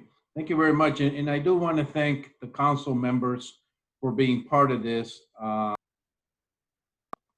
Thank you very much. And I do want to thank the council members for being part of this, because I think it's important for all to know the complexity of the ICAO family, but also the commitment of the ICAO family, from the council to the secretariat to the regional offices and to you folks.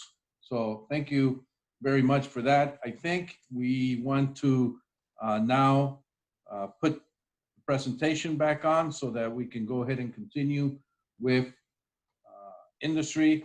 And there are some questions that I would like you to consider. And that is, what do you need from ICAO? What are the states and territory needs? What are we not doing that we need to be doing? And what do you see as our regional needs? So think about those things so that we can capture this. And as you heard the council members advise, it's important for us to really hear from you. Like I said, we have the interaction between our technical personnel, but from the strategic leadership level, what do those needs look like? So think about that. And at the end, we're going to come back to this and also think about it as you're hearing from industry. So next slide, please.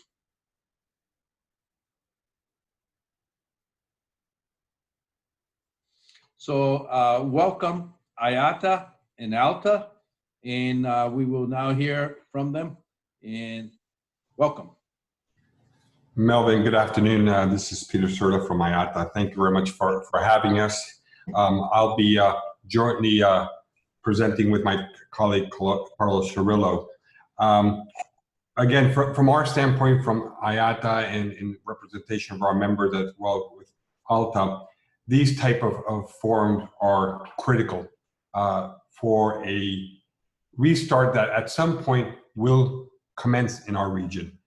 And it's important because we need to be collaborating, we need to be aligning, we need to coordinate positions, and we fully see ICAO taking a leadership role in this area, working closely with the industry, but again, providing guidance and assistance to states.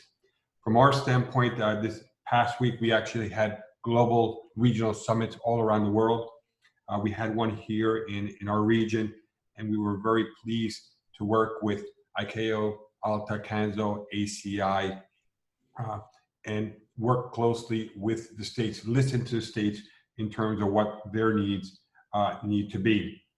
Because as I mentioned, our states at some point, and many states in our region have already notified or informed that tentatively there are plans to restart as of early as May. So we as an industry, we need to work collaboratively. We need to work fast. We need to be able to put policies and procedures and standards that will bring public confidence and ensure that the health of all the traveling public will be the utmost responsibility. And this is a very important ask for all of us as an air transport sector. Not only an ask, a responsibility that we have. If you can move to the next slide. Because the situation is going to be very, very different. And I'm going to talk a little bit on what the impact is to the industry. Carlos will talk about what the actions we're going to be taking. One thing is for certain, and we need to have this in mind, our industry will look very different when we restart from what it was before we went into this pandemic crisis. We will have airlines that are based in the region that will not exist once we start. And that is a reality. It is something we are already beginning to see. Even members of IATA may not be there. Those members, those airlines that do restart will be very, very different from what it was, how they were operating into our markets before the pandemic became the crisis it is. It will take several years to bring the numbers of operations of passengers that we had. 9/11, which is probably the most similar but very, very different type of crisis for our industry, it took almost 7 to 8 years to get back to normal. So we face a huge, huge uphill battle to bring public confidence for them to, for our customers to begin to fly again. And again, this is why we need to fly, because why we need to work collaboratively. If you look in terms of the impact as an industry, you can see here how we compare in Latin America and the Caribbean with the rest of the world. The passenger revenue, the impact is almost $18 billion. This number has already been modified once because of how quickly the pandemic has spread into Latin America and what the impact has. And as the pandemic continues to exist and we continue to close the borders down for good reason, the impact, financial impact on the industry will be even greater. The next slide. Next, yes, thank you.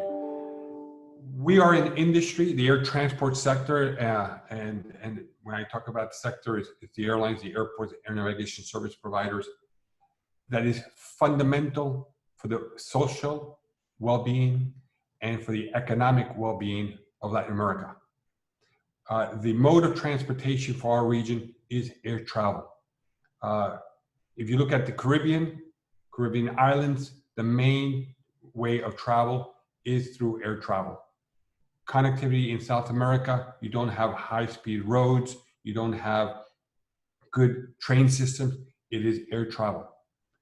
And as our industry has been put at risk and challenged, the risk of job loss is there as well.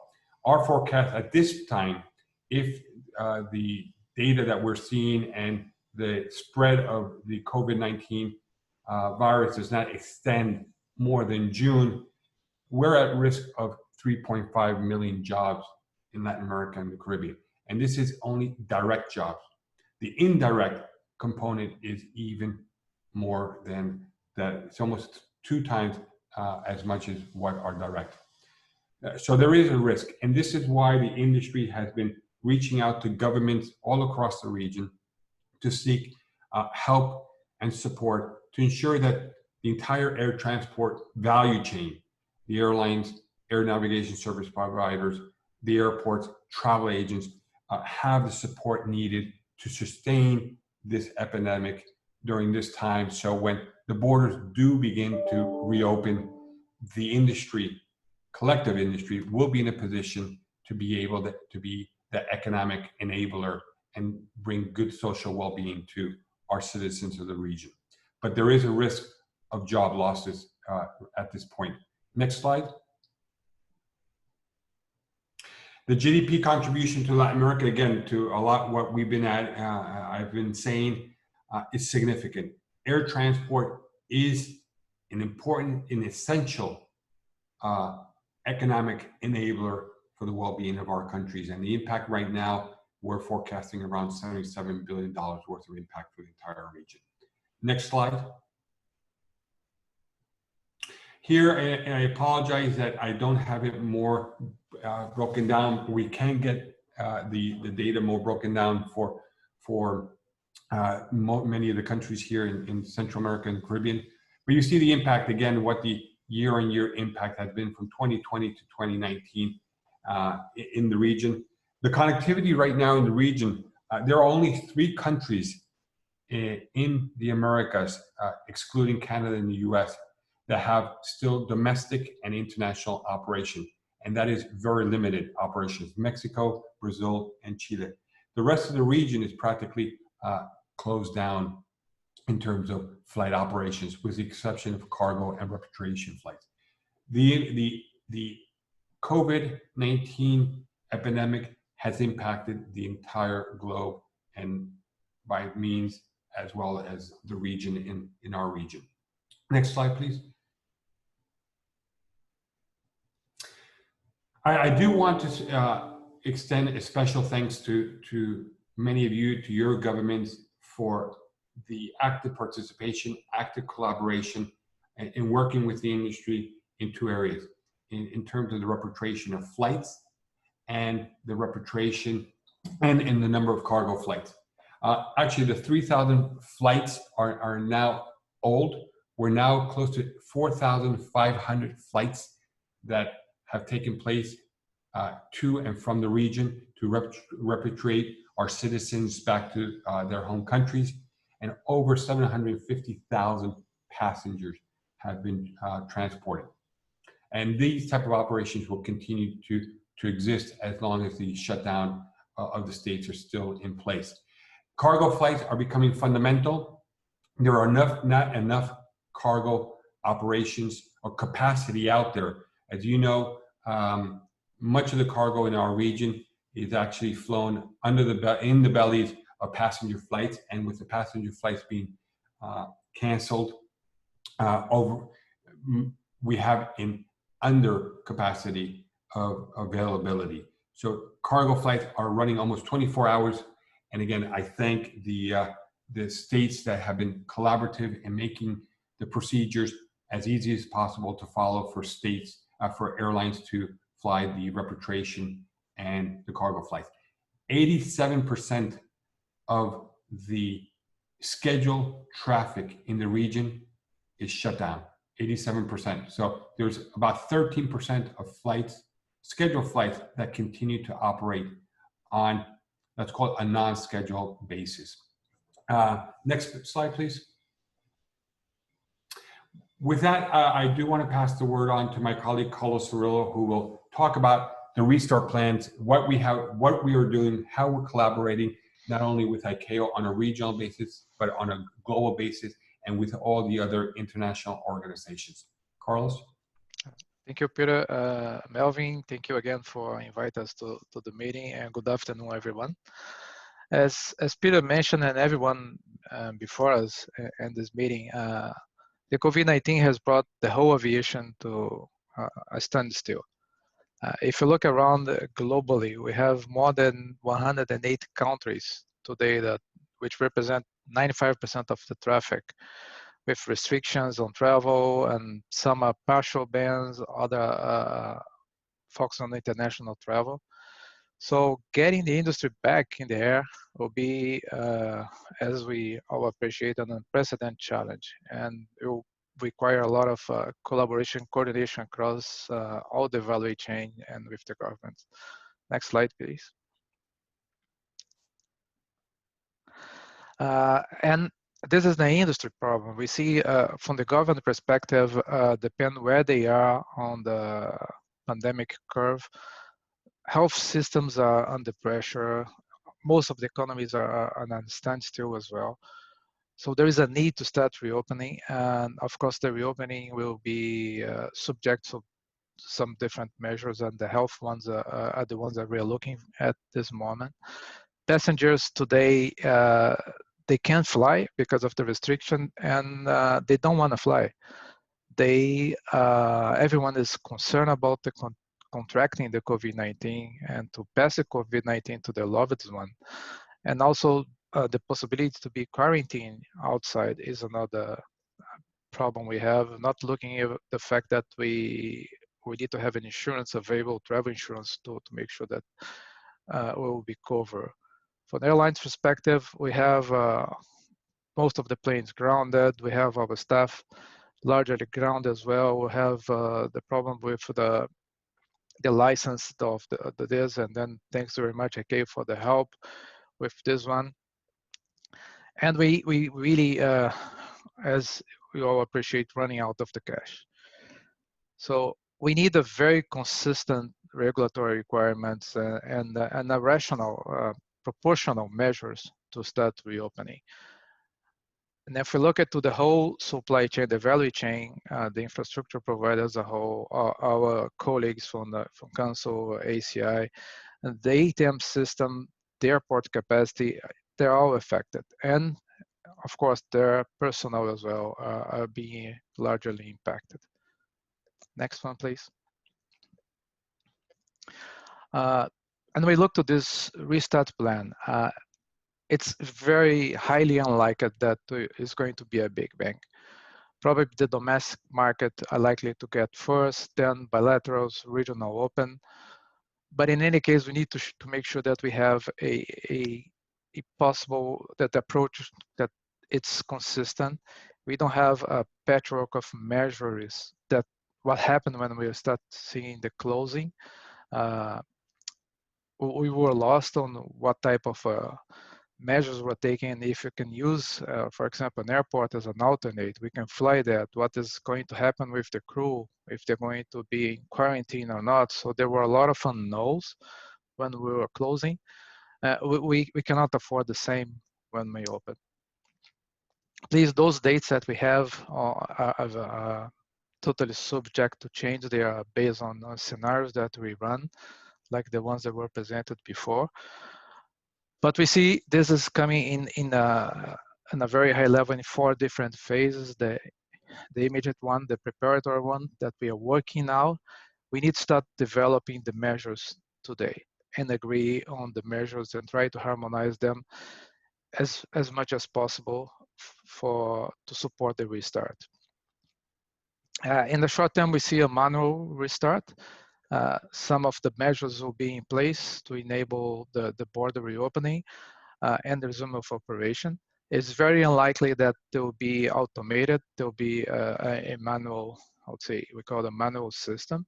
In the medium term, we'll see this temporary but systematized operation. The arrangement, one thing that we want to really to make sure that we do this right, that those measures that we start applying, they are temporary by nature. They are not going to be permanent, like what happened after 9/11, that we had measures that are still in place and very, I would say, not harmonized at all. We all face this when we travel, that we never know when we have to take the shoes or not. And most of the time, we don't know why we're taking the shoes. So we expect that those measures that are being implemented are consistent and they are not over, like more than what we need to solve the issue. In the long term, when we have finally the vaccine in place, is widespread and everyone is likely to be vaccinated, we can start removal those temporary measures. Next one, please. So we divide that plan in 2 buckets and 4 phases. The system we start is like getting the plane back in the air. What we need in terms of the system capability support, the airlines to start operation, and that goes through slots, all the licenses, they need certification, airworthiness in place. We look to the airports, what we need to have in place for the airports, for the air navigation service providers, and this goes with the license as well.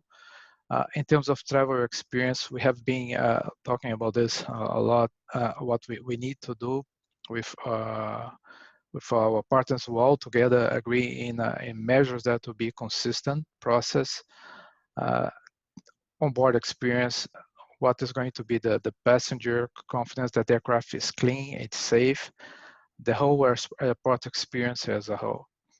On the demand restart, we look at how we are going to put the passenger back in the plane, how we are going to restore confidence on the passenger that they can fly and they are not going to be infected. And that goes for also for several different procedures and process that has to be put in place and agreed from about everybody. Restrictions, the one reciprocity, mutual recognition from the measure is fundamental from the state, and that goes for what's happening today with the cruise as well, the extensions that states are giving to cruise in terms of their certification, and other states' recognition of that relaxation from the states. Access to travel insurance, destinations open, and on the stimulate demand, we need to make sure that we boost the travel demand with some incentives, lowering the cost, and we have a great opportunity to get back better. So we can look at some restrictions and some regulations that are in place that don't fit the purpose anymore. So we can really do something to be more effective and efficient going back. But as mentioned by Peter, it's basic coordination, cooperation, it's going to be crucial moving forward. Thank you, Melvin.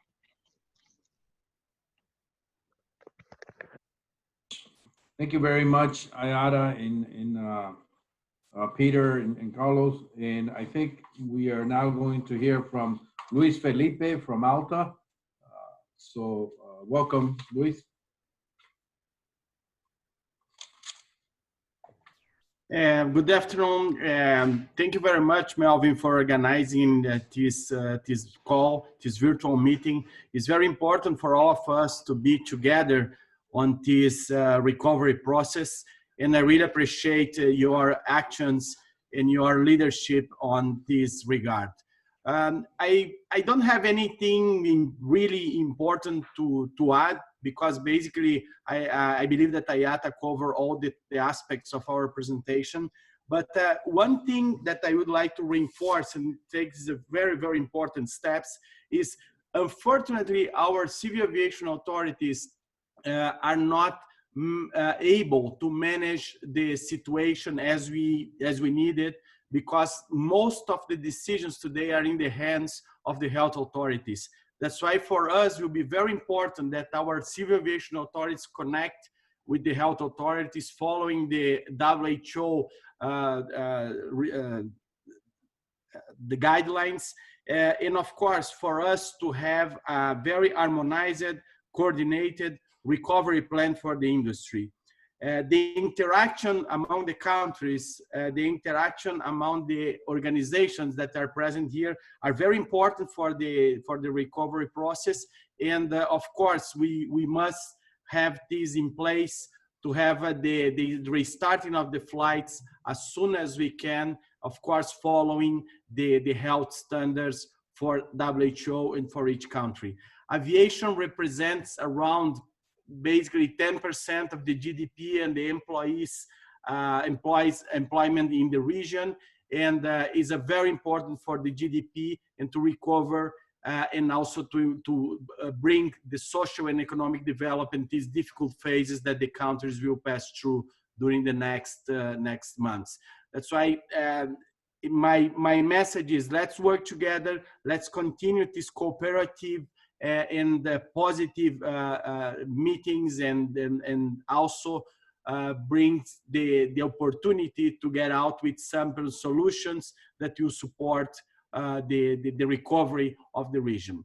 Thank you very much again, and we are here as ALTA to support the industry, support the region, and anything that our civil aviation authorities need from us, we will be here to support and help the industry to go back on track. Thank you very much. Thank you. Thank you very much, Luis Felipe. And we're now going to hear from the Airports Council International. And I just want to say to thank you, both IATA, ALTA, ACI, Council. You know, we have the heads of these organizations in our region, and their participation here is very much appreciated, because this is very strategic level meeting, and we need to have the decision makers involved. So thank you very much for your participation. And now I think we're going to hear from Rafael.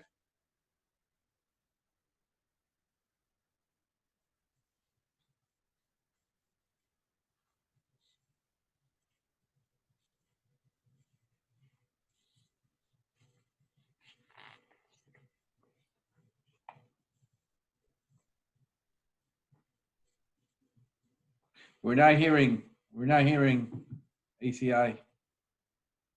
Okay, what about now? Is it better now? Okay, excellent. Sorry about that.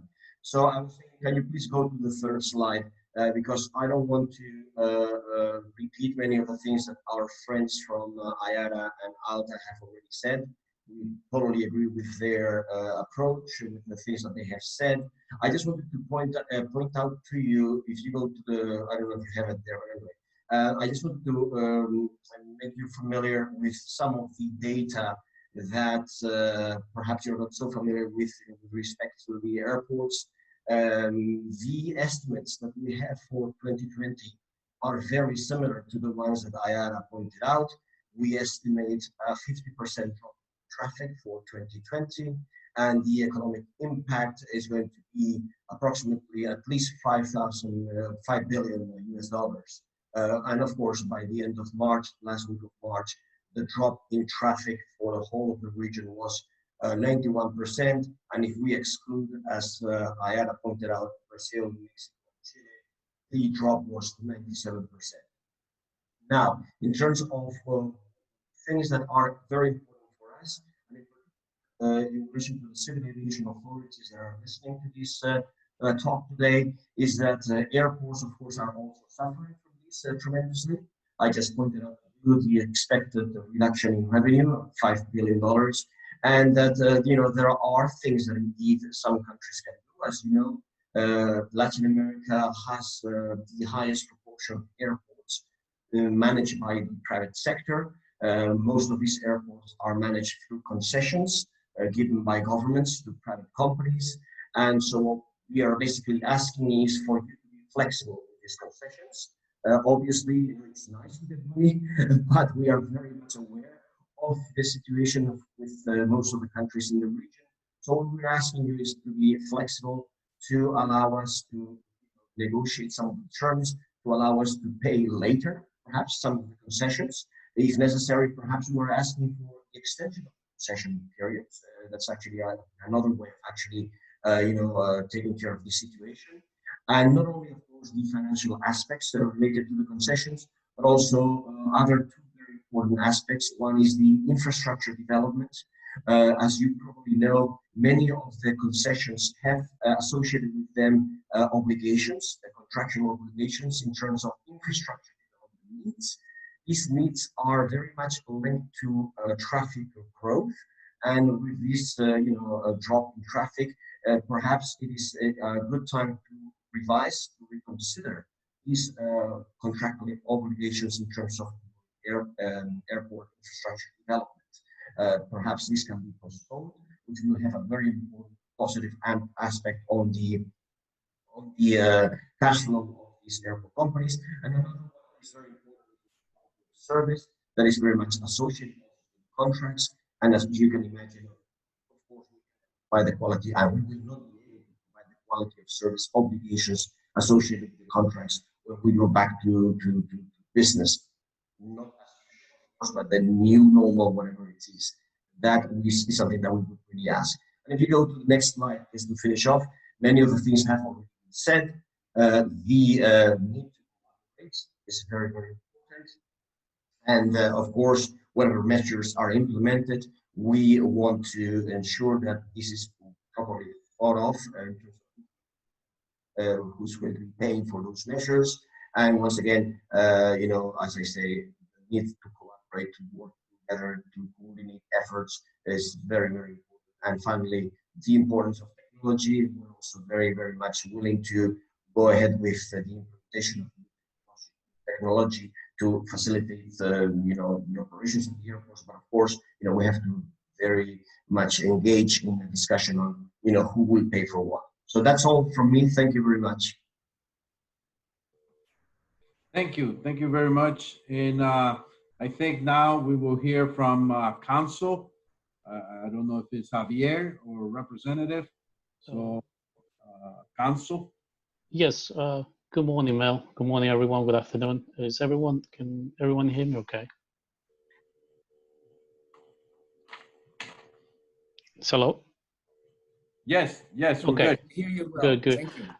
We're going to, before I go into the presentation, I'm just going to make a quick note, and then my colleague Colleen, she'll take on the presentation. I'll have to jump to the other ICAO SAM directors meeting.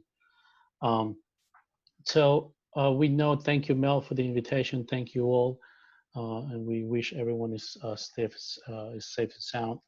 As we know, and as many has mentioned, the aviation industry, amongst many other industries, have suffered drastically during this crisis. While flight totals have been significant drop, the air navigation service providers across the Latin American and Caribbean region are still playing a vital role of enabling transportation of urgent medical supplies, food, repatriation of flights, etc. And we all know that. ANSPs are committed to deliver the service, and they're also mitigating their financial losses. Some of the ANSPs are also working, among many other actions, on contingency planning. They have set up new brand roosters, set up in groups so they don't contaminate each other and reduce the risk of contamination, and to ensure continuity of service. They're also working on a business plan. They need to review as you know, the revenue is directly related to volume of air traffic they control. And without the revenue coming, it makes it very difficult for the ANSP to continue providing the vital service. Some governments are supporting the ANSPs, others are not. But the idea is that we need to make sure that not only on the ANSP side, but on the entire aviation industry, that the states do put on the recovery patch, a recovery aid, the aviation industry as a whole. And they also work in ANSPs, are also working on the national planning, working with other states, governments, neighbors, stakeholders, to make sure they collaborate and support each other. We understand that, and as mentioned before, the ANSP revenue related to volume of air traffic they control. And as a result, they are very extremely vulnerable to the dramatic drop of air traffic currently being experienced at a global level. So it is important to highlight that the ANSPs do not perform any type of commercial activities, and the revenue does come from the volume of air traffic they do control. We cannot lay off staff, of course, because even though the operations are low, we do still need to control the traffic.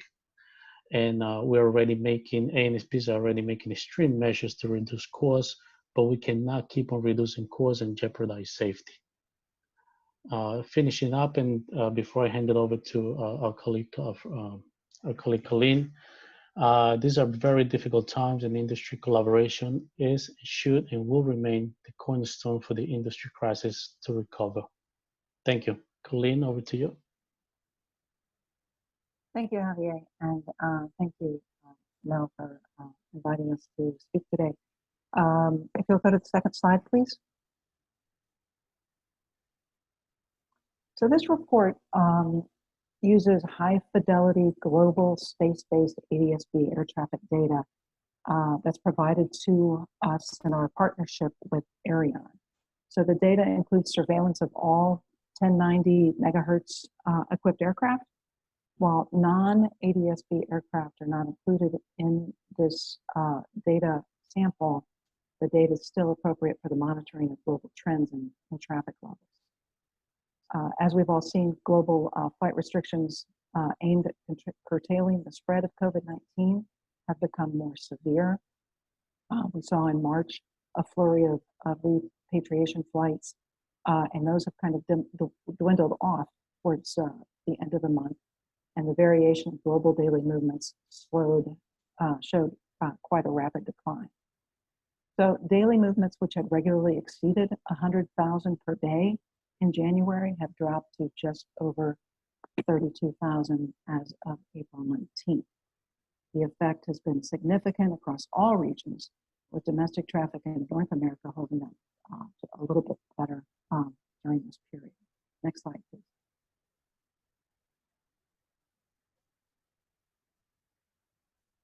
So daily flight hours, which normally show some seasonal variation between 210,000 and 250,000 flight hours daily, have now dropped to below 67,000 daily flight hours as of April 19th. I think it's important to point out, as Javier noted, that although flights are reduced and flight hours are reduced, ANSPs are all still operating and still accepting their aircraft. Next slide. Traffic in most regions of the world has declined greater than 80%, with regional movements declines varying from a 90% decline in South America to a 56% decrease in North America. With restrictions on international flights, oceanic traffic has seen similar declines, with an 80% decline in the Pacific and an 87% decrease in the North Atlantic. Traffic levels in the North Atlantic seem to have further fallen, with airlines there having announced additional cuts in the coming. Next slide, please. And this slide is just per region, the average of daily flight hours and average daily movements by region. And I think, you know, it's interesting when we talk about flights, and oftentimes we look at PRKs and passenger revenue kilometers, and then in the ANSP world, we look at flights and operations and how many hours airplanes are in the sky. So I think it's worth noting that, and I think it's certainly worth noting that the ANSPs have taken as many precautions as we have been able to. We've certainly reduced staffing to accommodate social distancing and protect our workforce, but the airspace is still open and the ANSPs are still working. So that's all I have. So thank you very much. Yes, thank you. Thank you. Thank you very much, Javier and Colleen. Thank you, Council, for that. And now I'd like to have, those of you that know me know that I'm always looking for some kind of financial support for our islands and for our region. So we've asked IDB to come in and talk about some of the programs that they have and things like that. So with that, maybe Chris Pursuit of IDB. Yes, thank you, Melvin. Can you hear me? Hello, yes? Okay. Yes. Good day, everyone. I'd like to thank ICAO, first of all, for putting on this event. This is quite a good initiative to involve all of the Caribbean states, especially in English language. And thank you for inviting the IDB. I'm going to be very brief. As we heard earlier from the Secretary General, this crisis is beyond one country, so we have to have a very strong coordinated effort. Being a multilateral institution, we also are in the same space where we do coordinate among all of our borrowing member countries. And this initiative gives us a strong chance to come together to see how we can work as a region to improve things. From the scenarios we saw presented earlier, the Caribbean is going to have or face quite a bit of fall off in traffic. And as we know, being tourism economies, this is going to be quite devastating to many of the states. So we need to start thinking how we can help with that. So far, I must say, as a financial institution, we've been responding to the immediate public health need and the social safety nets, which is pretty much what is the immediate need at the moment. But we do see coming out of this crisis, or even if the crisis is elongated, there are going to be much more needs, and air transport or air traffic is going to be one of those areas which we need to focus on. This being quite uncharted territory, I think we need to, all players or actors in the sector, in the aviation sector, whether the government, companies, the international organizations, regulators, etc., need to work with a common focus, so we can all be able to work on a common platform to have and bring the sort of interventions that are needed. From the IDB side, we have been working with our member states on regulation, on also providing financing for things such as airports, also helping them with institutional strengthening, reformulations, etc. While we will continue to do that, I see that from the discussions we've had here, we will also need to basically change our strategy a little bit based on how this the sector is going to be evolving. Of course, air transport post-COVID is going to look much more different. And we will, of course, be partnering with the ICAO, IATA, ACI, all of the other agencies who have the knowledge in this area, so we can be able to bring solutions to our member countries that are basically aligned with what these organizations have come up with. We have been working on a regional basis with CASAS and ICAO on something called a regional public good. But given the fact that now we have basically come into a changed environment, we do now see that public health is in the airports is probably going to be one of the more serious things to address. As countries started to reopen their borders, this is going to probably be one of the largest concerns, whether there be residual cases that can cross borders and make things worse.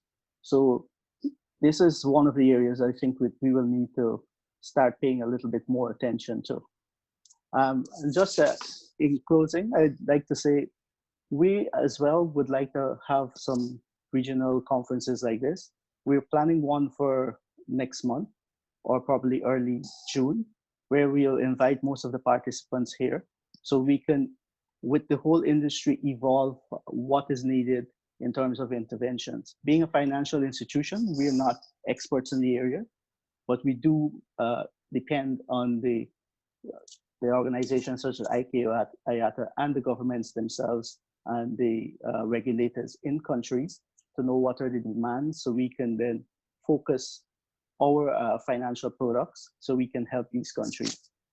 So I'd like once again to say thank you and stay safe, everyone. Excellent. Thank you. Thank you very much, Chris. I think that's the end of our industry and organizational presentations.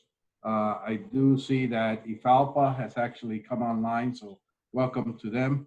And I would like to also welcome Turks and Caicos that also came online. So thank you very much and welcome. These are the questions that we looked at regarding ICAO. What is needed from ICAO? What are the things that that you need regarding us? But now we've heard from industry, and industry has tremendous needs that we want to work together to address. And I think I'm sure industry would love to hear what the challenges that you're going to face in supporting many of the initiatives in that recovery that we have discussed. So I think now I will open it up for those discussions. If there's any comments, please just, I think you can raise your hand in this chat. There's an area there where it says, or you can just send in the chat, say, I would like the word. So with that, I open it up and we are going to have plenty of time to discuss if you have any questions or any comments. So I open the floor.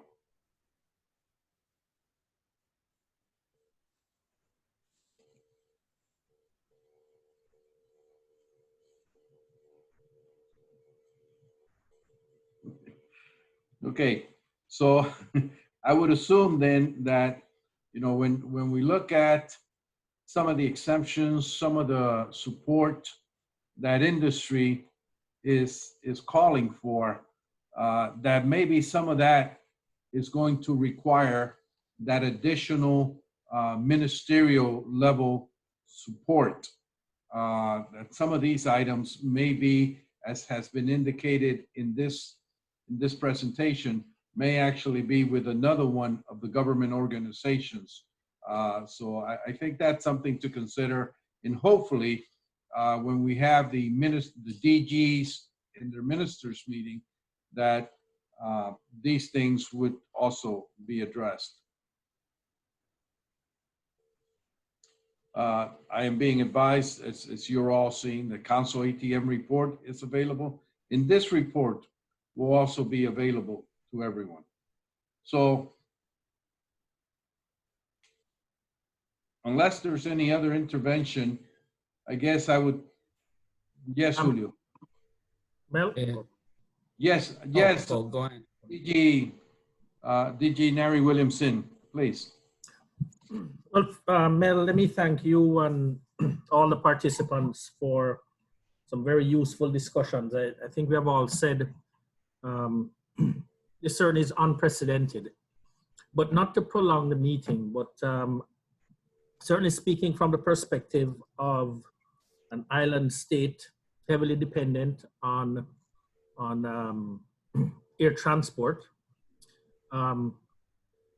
You know, our immediate needs certainly will be, unless you know there's massive financial support, it will really be just how to continue those operations. And some of us may have a challenge in, obviously the governments are going to have competing priorities. So it's really to keep the focus in that the recovery of the aviation landscape, the industry, will play a significant role in how we worldwide recover from this. And it's really that support to ensure that the governments get that. And I, you know, we all know every industry, every sector is looking to the government for support. But just to keep this in their focus, and that probably is an immediate challenge. Thank you. You're very correct. And you know, one of the things that maybe we can do is look at what are some of the practices that you are seeing towards convincing your governments of the importance of also including aviation as part of this priority of recovery. With that, I'd like to give the word to Netherlands. Frederick, welcome, please. Yes, thank you, Melvin. I would like to support the words of the previous speaker. And as today we have been looking at a recovery plan, I think it is very important that we reach a situation where we can recover still. Basically, the whole industry is on kind of a life support at the moment. It's not only the airlines, but also the airports and air navigation service providers. So it's really important that there is an industry after this crisis period. In the Netherlands, we have taken some measures to support small businesses. So all companies based in our territories, Bonaire, Seba, and Saint Eustatius, can benefit from that. But the other independent countries within the kingdom need to have their own measures, and I guess that's the same for all the other states in the region. So I guess it's very difficult to find financial support, and that would be probably one of the priorities to ensure that we do have an industry at the end of this period, and since the period can prolong for up to 2 or 3 months from now on, that will be a very difficult task for all of us, I think. And then a second part of my intervention would be, we are facing this crisis now, and as you already identified in the invitation state letter, the hurricane season is also nearing. And with the recent experience of Hurricane Irma still in the back of our minds, that could be quite difficult as well. What we are experiencing in our territories is that the preparatory measures that have been taken for hurricane season are already being used during this crisis. So food supplies and other preparations are already made available to the public now. So there is another part of a recovery in the sense that we need to re-prepare for the hurricane season. And I hope to hear from others how they think about that. Thank you. Thank you very much. Yeah, it's something that's it's very at the forefront of what we're doing, you know, and because the fact that we have experience with hurricanes and things like that in our region doesn't mean that we have the preparedness or the funding or everything we need to overcome that challenge in spite of our experience, because that compounded with this reality of the COVID-19, it is a critical item, and we really do need to work together. I am very glad to see European colleagues involved here because, you know, when you look at the recovery, being optimistic, these are the influxes, both from Europe and from our neighbors in the North, Canada and the US, that are very critical to bringing back those economies. I think Nick Reyes from US, I had asked, or someone had asked yesterday about the situation in the US with aviation because it affects so much our region. I don't know, Nick, if you're able to say any intervention on that.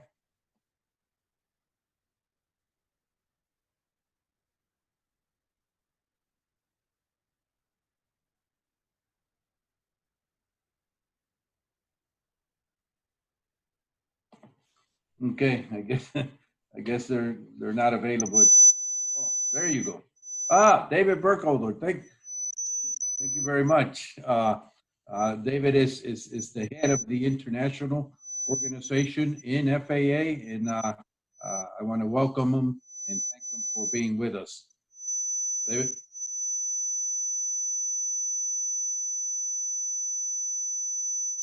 There's some feedback and we're not able to hear you.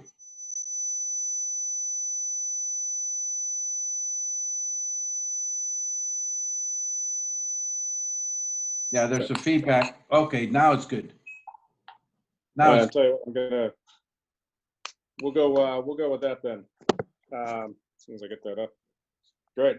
Thank you very much, folks. Again, my name is David Burkholder. I'm the Deputy Director for International Affairs here in the FAA in Washington, D.C., working very closely on a lot of the international aspects of COVID-19 and what the FAA in the United States is doing. I think it's a pleasure to be on this call. We're and very pleased to be able to be working with our counterparts in the NACC region with ICAO and with industry to kind of look at this.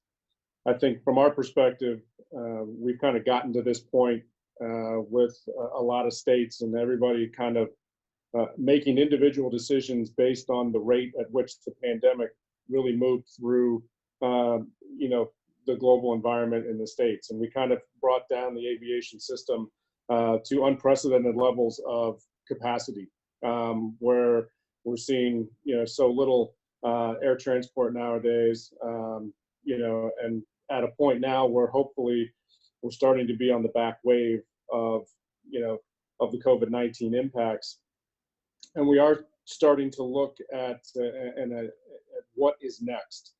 How do we go about trying to get back to what we're defining as the new normal, per se? If we go back exactly to the way it was prior to this, we haven't really learned anything. I think we learned a lot of things about the resiliency of our system, our ability to look at contingency planning and try and minimize the impacts to the aviation system.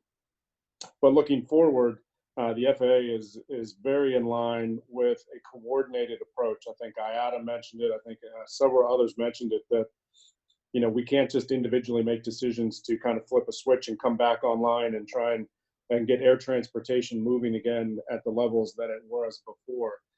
There needs to be very tight coordination about those phases on how do we slowly ramp it back in. I think I've seen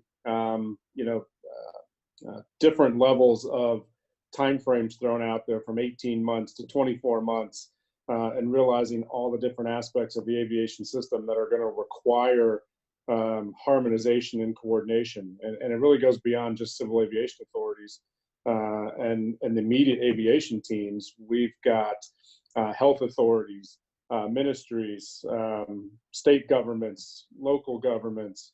We've got a lot of players that need to be involved in being able to get back to the levels of capacity of the system, efficiency through the system, getting the commercial operations and cargo operations back up to the way that they were, given the new norms that we're going to see for a while on health screenings and limitations on passenger movements.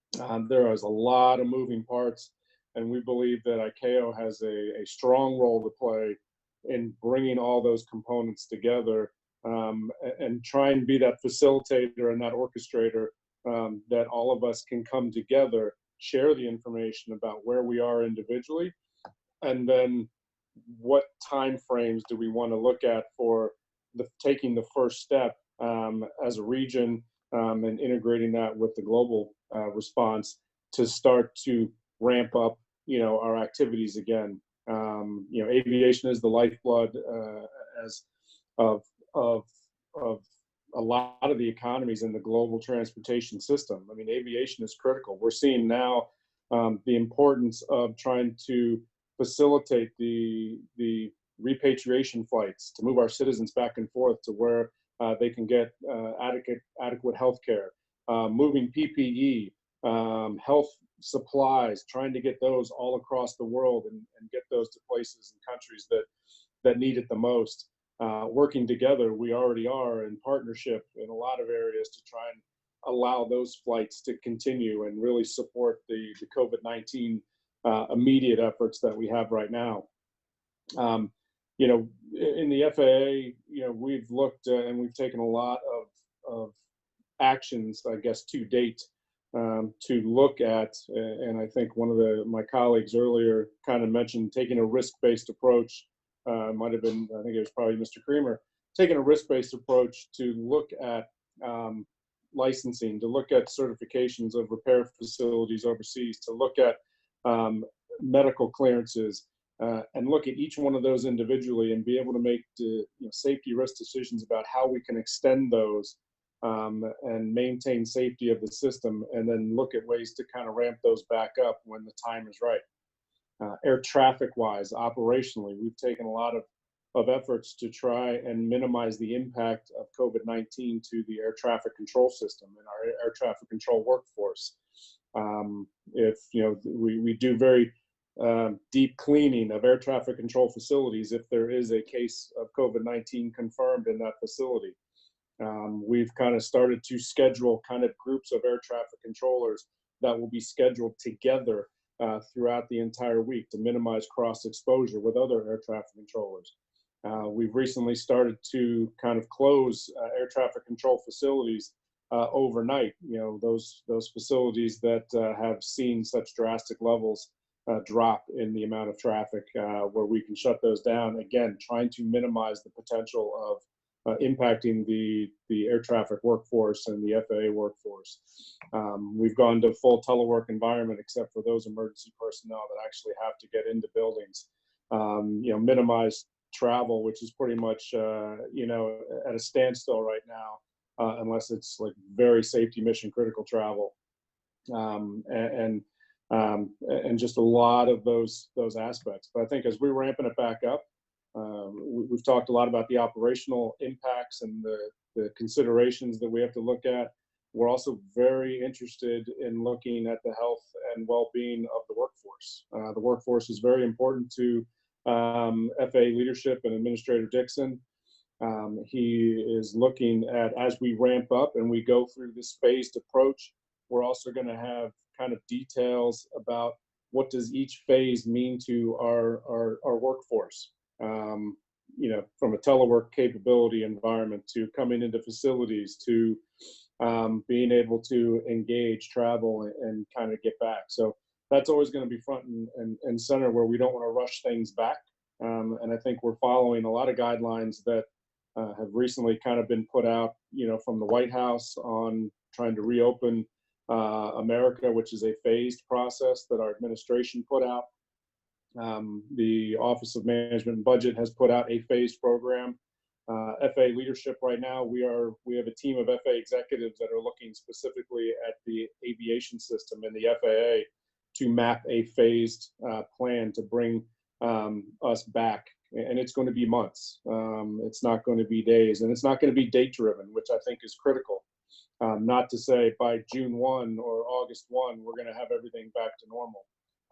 It's going to be data driven, and it's going to be requirements driven, where there's going to be a lot of requirements to transition from one phase to another phase. And that's going to be based on testing numbers and the amount of days that, numbers have dropped down. And there's going to be a lot of considerations, but it's going to be data driven, so that we do this slowly, we do this incrementally, and we don't rush too quickly and set ourselves up for some type of backlash or second wave or and do all that.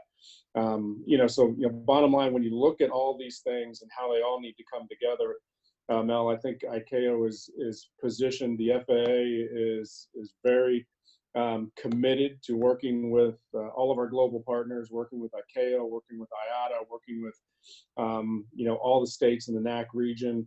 We're committed to being a partner in this, sharing information, doing everything that we can to kind of help us move as a group, as a coordinated group, a harmonized group, to move through these wickets or move through these phase steps. We're going to be there, with the region, and I pledge our support to you. So thank you very much. I appreciate the opportunity to address the group. Thank you very much, David. So I think,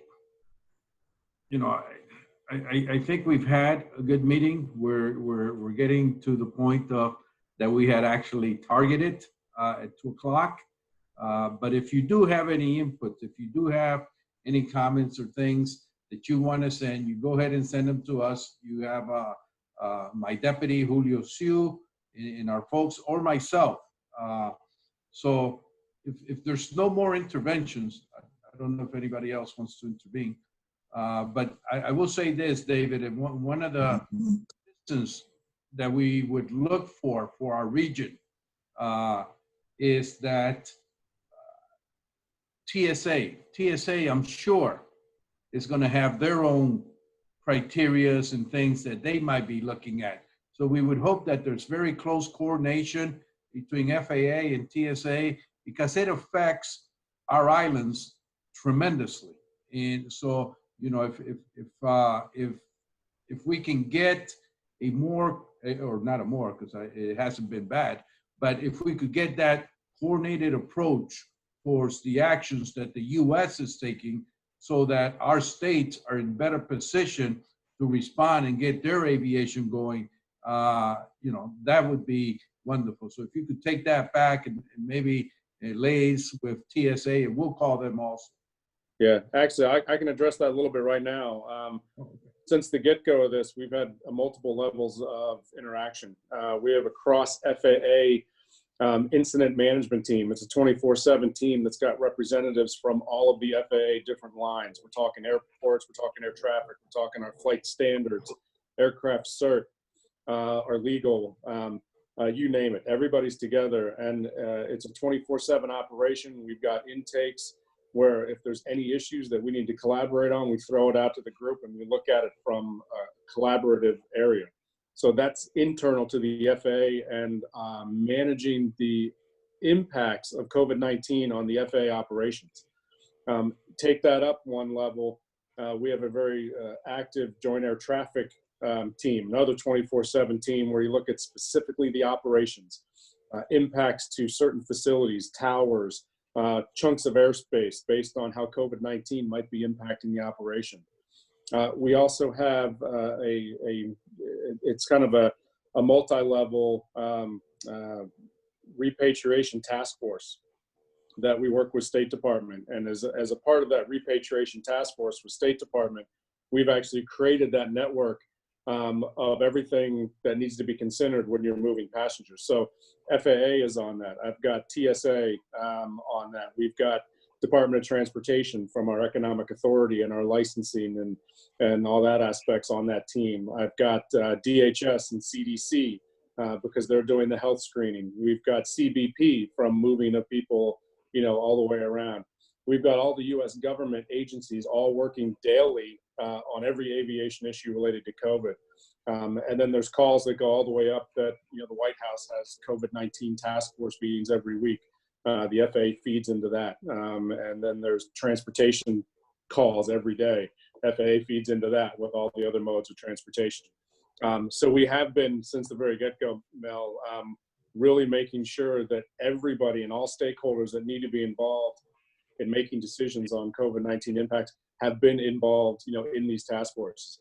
So we're lockstep with TSA, we're lockstep with CBP, State Department, and all the entities, and that's something that we can definitely kind of share more information as people want it on the levels of this cross-coordination that we're doing within the United States. And we're more than happy to kind of help the region share that information and do whatever we can to kind of help this group as well. Excellent, excellent. Thank you very much. And I know that that's, like I said, that's of concern, especially to our smaller islands that need to get running up and running and getting economies again. And there's tremendous challenges out there. Julio, you want to do a quick synopsis, and then I'll do a thank you and closure. Well, I think we have a question still from France, from Mr. Patrick Peseta. If you want to leave. Yes, that was the question. Okay. Yes, thank you. I just want to say that French is completely involved in the system in Europe and is organized with 28 countries to answer the ICAO letters. And the response will be done in the beginning of May, I know. And we are also involved in the task force on the behalf of the council. And we are in West Indies, French Indies, in the West Indies, Caribbean, and we are we are taking care of what it is decided on the national level, and we are also very we are taking care of what is happening in the area and what decision will be taken on the national level on the health system. And that we are completely we are supporting the meeting, this kind of meeting for coordination. And as next organizer in Martinique of the NACC 10, we will be very careful what is happening. Sorry for my English. No, it was excellent. Thank you very much for the intervention. I think, you know, I think it's important for us to know that this cohesiveness is actually going on, even if it's not being seen that readily, you know. So, and I think that's very good for our state and for global aviation. So with that, Julio. Okay, how you copy me? Good. Okay, Very so good. if I may, well, I took some notes about what have been discussed here, which is quite similar about the problems and concerns from the other DGs that we have also in the Spanish video conference 2 days ago. And again, I would like to thank again all the states and the industry for participating in this video conference. So we have structured some of the, I would say, conclusions and actions. So if we agree with, so one of them is basically about ICAO continuing the assistance to states regarding the different guidance and assistance that we have been given and explaining throughout the presentation. And as we had mentioned, your team, your technical staff may be working with our staff as well, applying those guidance and best practices, and mainly as well trying to facilitate a forum and exchange between all the states. So we will continue that effort, which has been a great value for everybody on harmonizing this implementation. Another point that we continue having here is ICAO to provide specific guidance on operational deviations, standard compliance, as we mentioned about the differences, and other matters related with safety and efficiency for states to take the best decision on harmonizing the actions to ensure the efficiency and safety of the operations. And we continue to have that type of approach for all the states. Similarly, we have that the states and the industry and ICAO should continue effectively in timely communications to keep everybody up to date with the evolution of the pandemic situation, and as well to be aware of having this harmonized and tiny view of working together to have as well sustainable mitigation measures to safeguard health and security of our people, and mainly as well to look into the sustainability of the aviation sector. Another conclusion that I collected is that the ICAO tools and information that we have provided to the different links will be also continuously being updated with this evolution. And we look into supporting the state for their timely application. And as well, we will be also providing industry information so that the state can continue being updated on this collective view of taking actions because of the quick evolution that we are having with this pandemic affecting the aviation sector. We also have the states are to act as well very actively, not only for this contingency situation that we have with the COVID-19, but with the leadership of ICAO, we look into as well, because of the Caribbean region, to be prepared for the hurricane season, which also will be another element that will add to this situation that we have with COVID-19. So we need to be aware of that. Another conclusion that we look to have as well is, as you have seen in the presentation, states to continue their willingness to support the humanitarian operations, repatriation flights, and those related with the provision chains during this crisis. That involves the cargo operation, medical ambulance, and other type of operations that they are very needed at this crisis time. And we look to have everybody to be aware and help as much as possible. And thanks for industry as well for having this active support for these activities.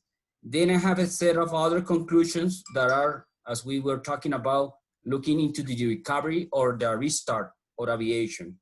And we could see the need for everybody to keep a joint work based on the roles and the needs of everybody.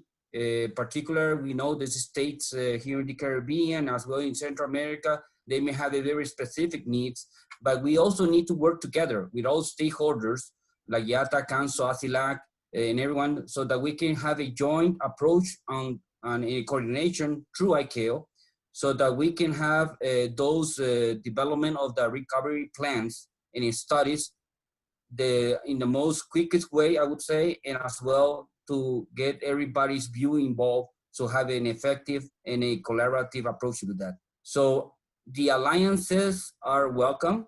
So we foster those synergies among everyone to have these recovery actions of the sector, so that we have this coordinated, harmonized, and a sustainable approach.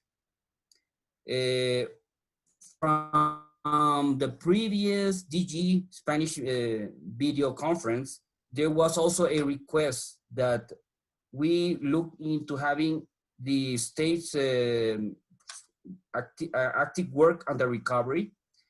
And we were looking to have maybe a representative or a designee for every state, so that person could be the focal point for this coordination of the recovery. We are looking to work towards this working group for our region, to work on the model recovery plan that you may see that we share what we have the concept note about the recovery plans or activities that need to be considered by the states and everyone for a quick response. And also we have that the state to take immediate action into identifying those short and medium term recovery priority needs. And as we mentioned, I think the Netherlands mentioned, as we saw from EIDB, there are possibilities of having funds, but in several cases, like the regional public goods, funds are available, but for a group of states. So if we could identify those priority needs on this COVID-19, we may as well, and ICAO will support, on having this approach on getting or apply to that type of funding, as has been mentioned by the EIDB. And finally, for follow-up, because everybody has mentioned as well, we need to continue this close coordination among the states and industry. We look to have we will coordinate to have another meetings as well for this type of coordination. And as has been mentioned by our Secretary General and as for our director as well, we are looking to have several other initiatives to work together and look into having the involvement of the head of states, as we mentioned, maybe from the ministers of tourism, which we have, for example, present here in this call, as well other ministers of transport or ministers that from your state can also get involved on a future teleconf, so that we can have that commitment at the highest level to take in this recovery plan in actions to ensure that we can recover and come up with the aviation back again. That's my comments. I don't know if back to you, Director. Thank you. Thank you for the wrap up, Julio. We're going to go ahead and have that report, and all this will be on our website in the questions and the answers from both sessions will also be there. So I want to thank you. I want to thank, getting this level of participation at this level of hierarchy is very, very challenging. So I want to be very, very appreciative and recognize the support that you're giving us, and hopefully it's also support we're giving you to get leaders as secretaries, permanent secretaries that are here, the director generals, council representatives, and all our European, Caribbean representatives, and things like this. This is extremely important during this time, and it is the leadership that we provide now that really is going to help us in the future. So I thank each and every one of you. Getting something of this magnitude, where we had 90 participants in getting this to actually work well, I have to thank my staff for the excellent work and the commitment that they actually volunteered to go in to the office to make sure that there were direct connections so that the things that started out early in the meeting could be overcome so that they can react to it. And we have about 5 computers going on at the same time, taking care of these things. And we have people in the background, and I really want to thank them for that. Claudia, Gabriel, both Claudias, and all the other staff and my officers who are on here, and you for being part of this. So thank you very, very much. And we'll look to continue that level of support and interaction so that together we can begin, success. I think the collaboration is what's going to lead us to that early success, if such a thing as early success can be achieved. So thank you very much. Thank you, everybody. Thank you. Thank you very much. Okay, goodbye. Goodbye, everyone. Thank you. Thank you for the nice, interesting meeting. Thank you. Thank you. Thank you. Thank you. Thank you. Thank you very much. Good day. Thank you very much. Thank you. Bye. Thank you very much. Thank you very much. Thank you, Mr. Centron, and everyone else. Well, thank you very much and have a good weekend. I'm going to have my dinner now. Thanks. Bye.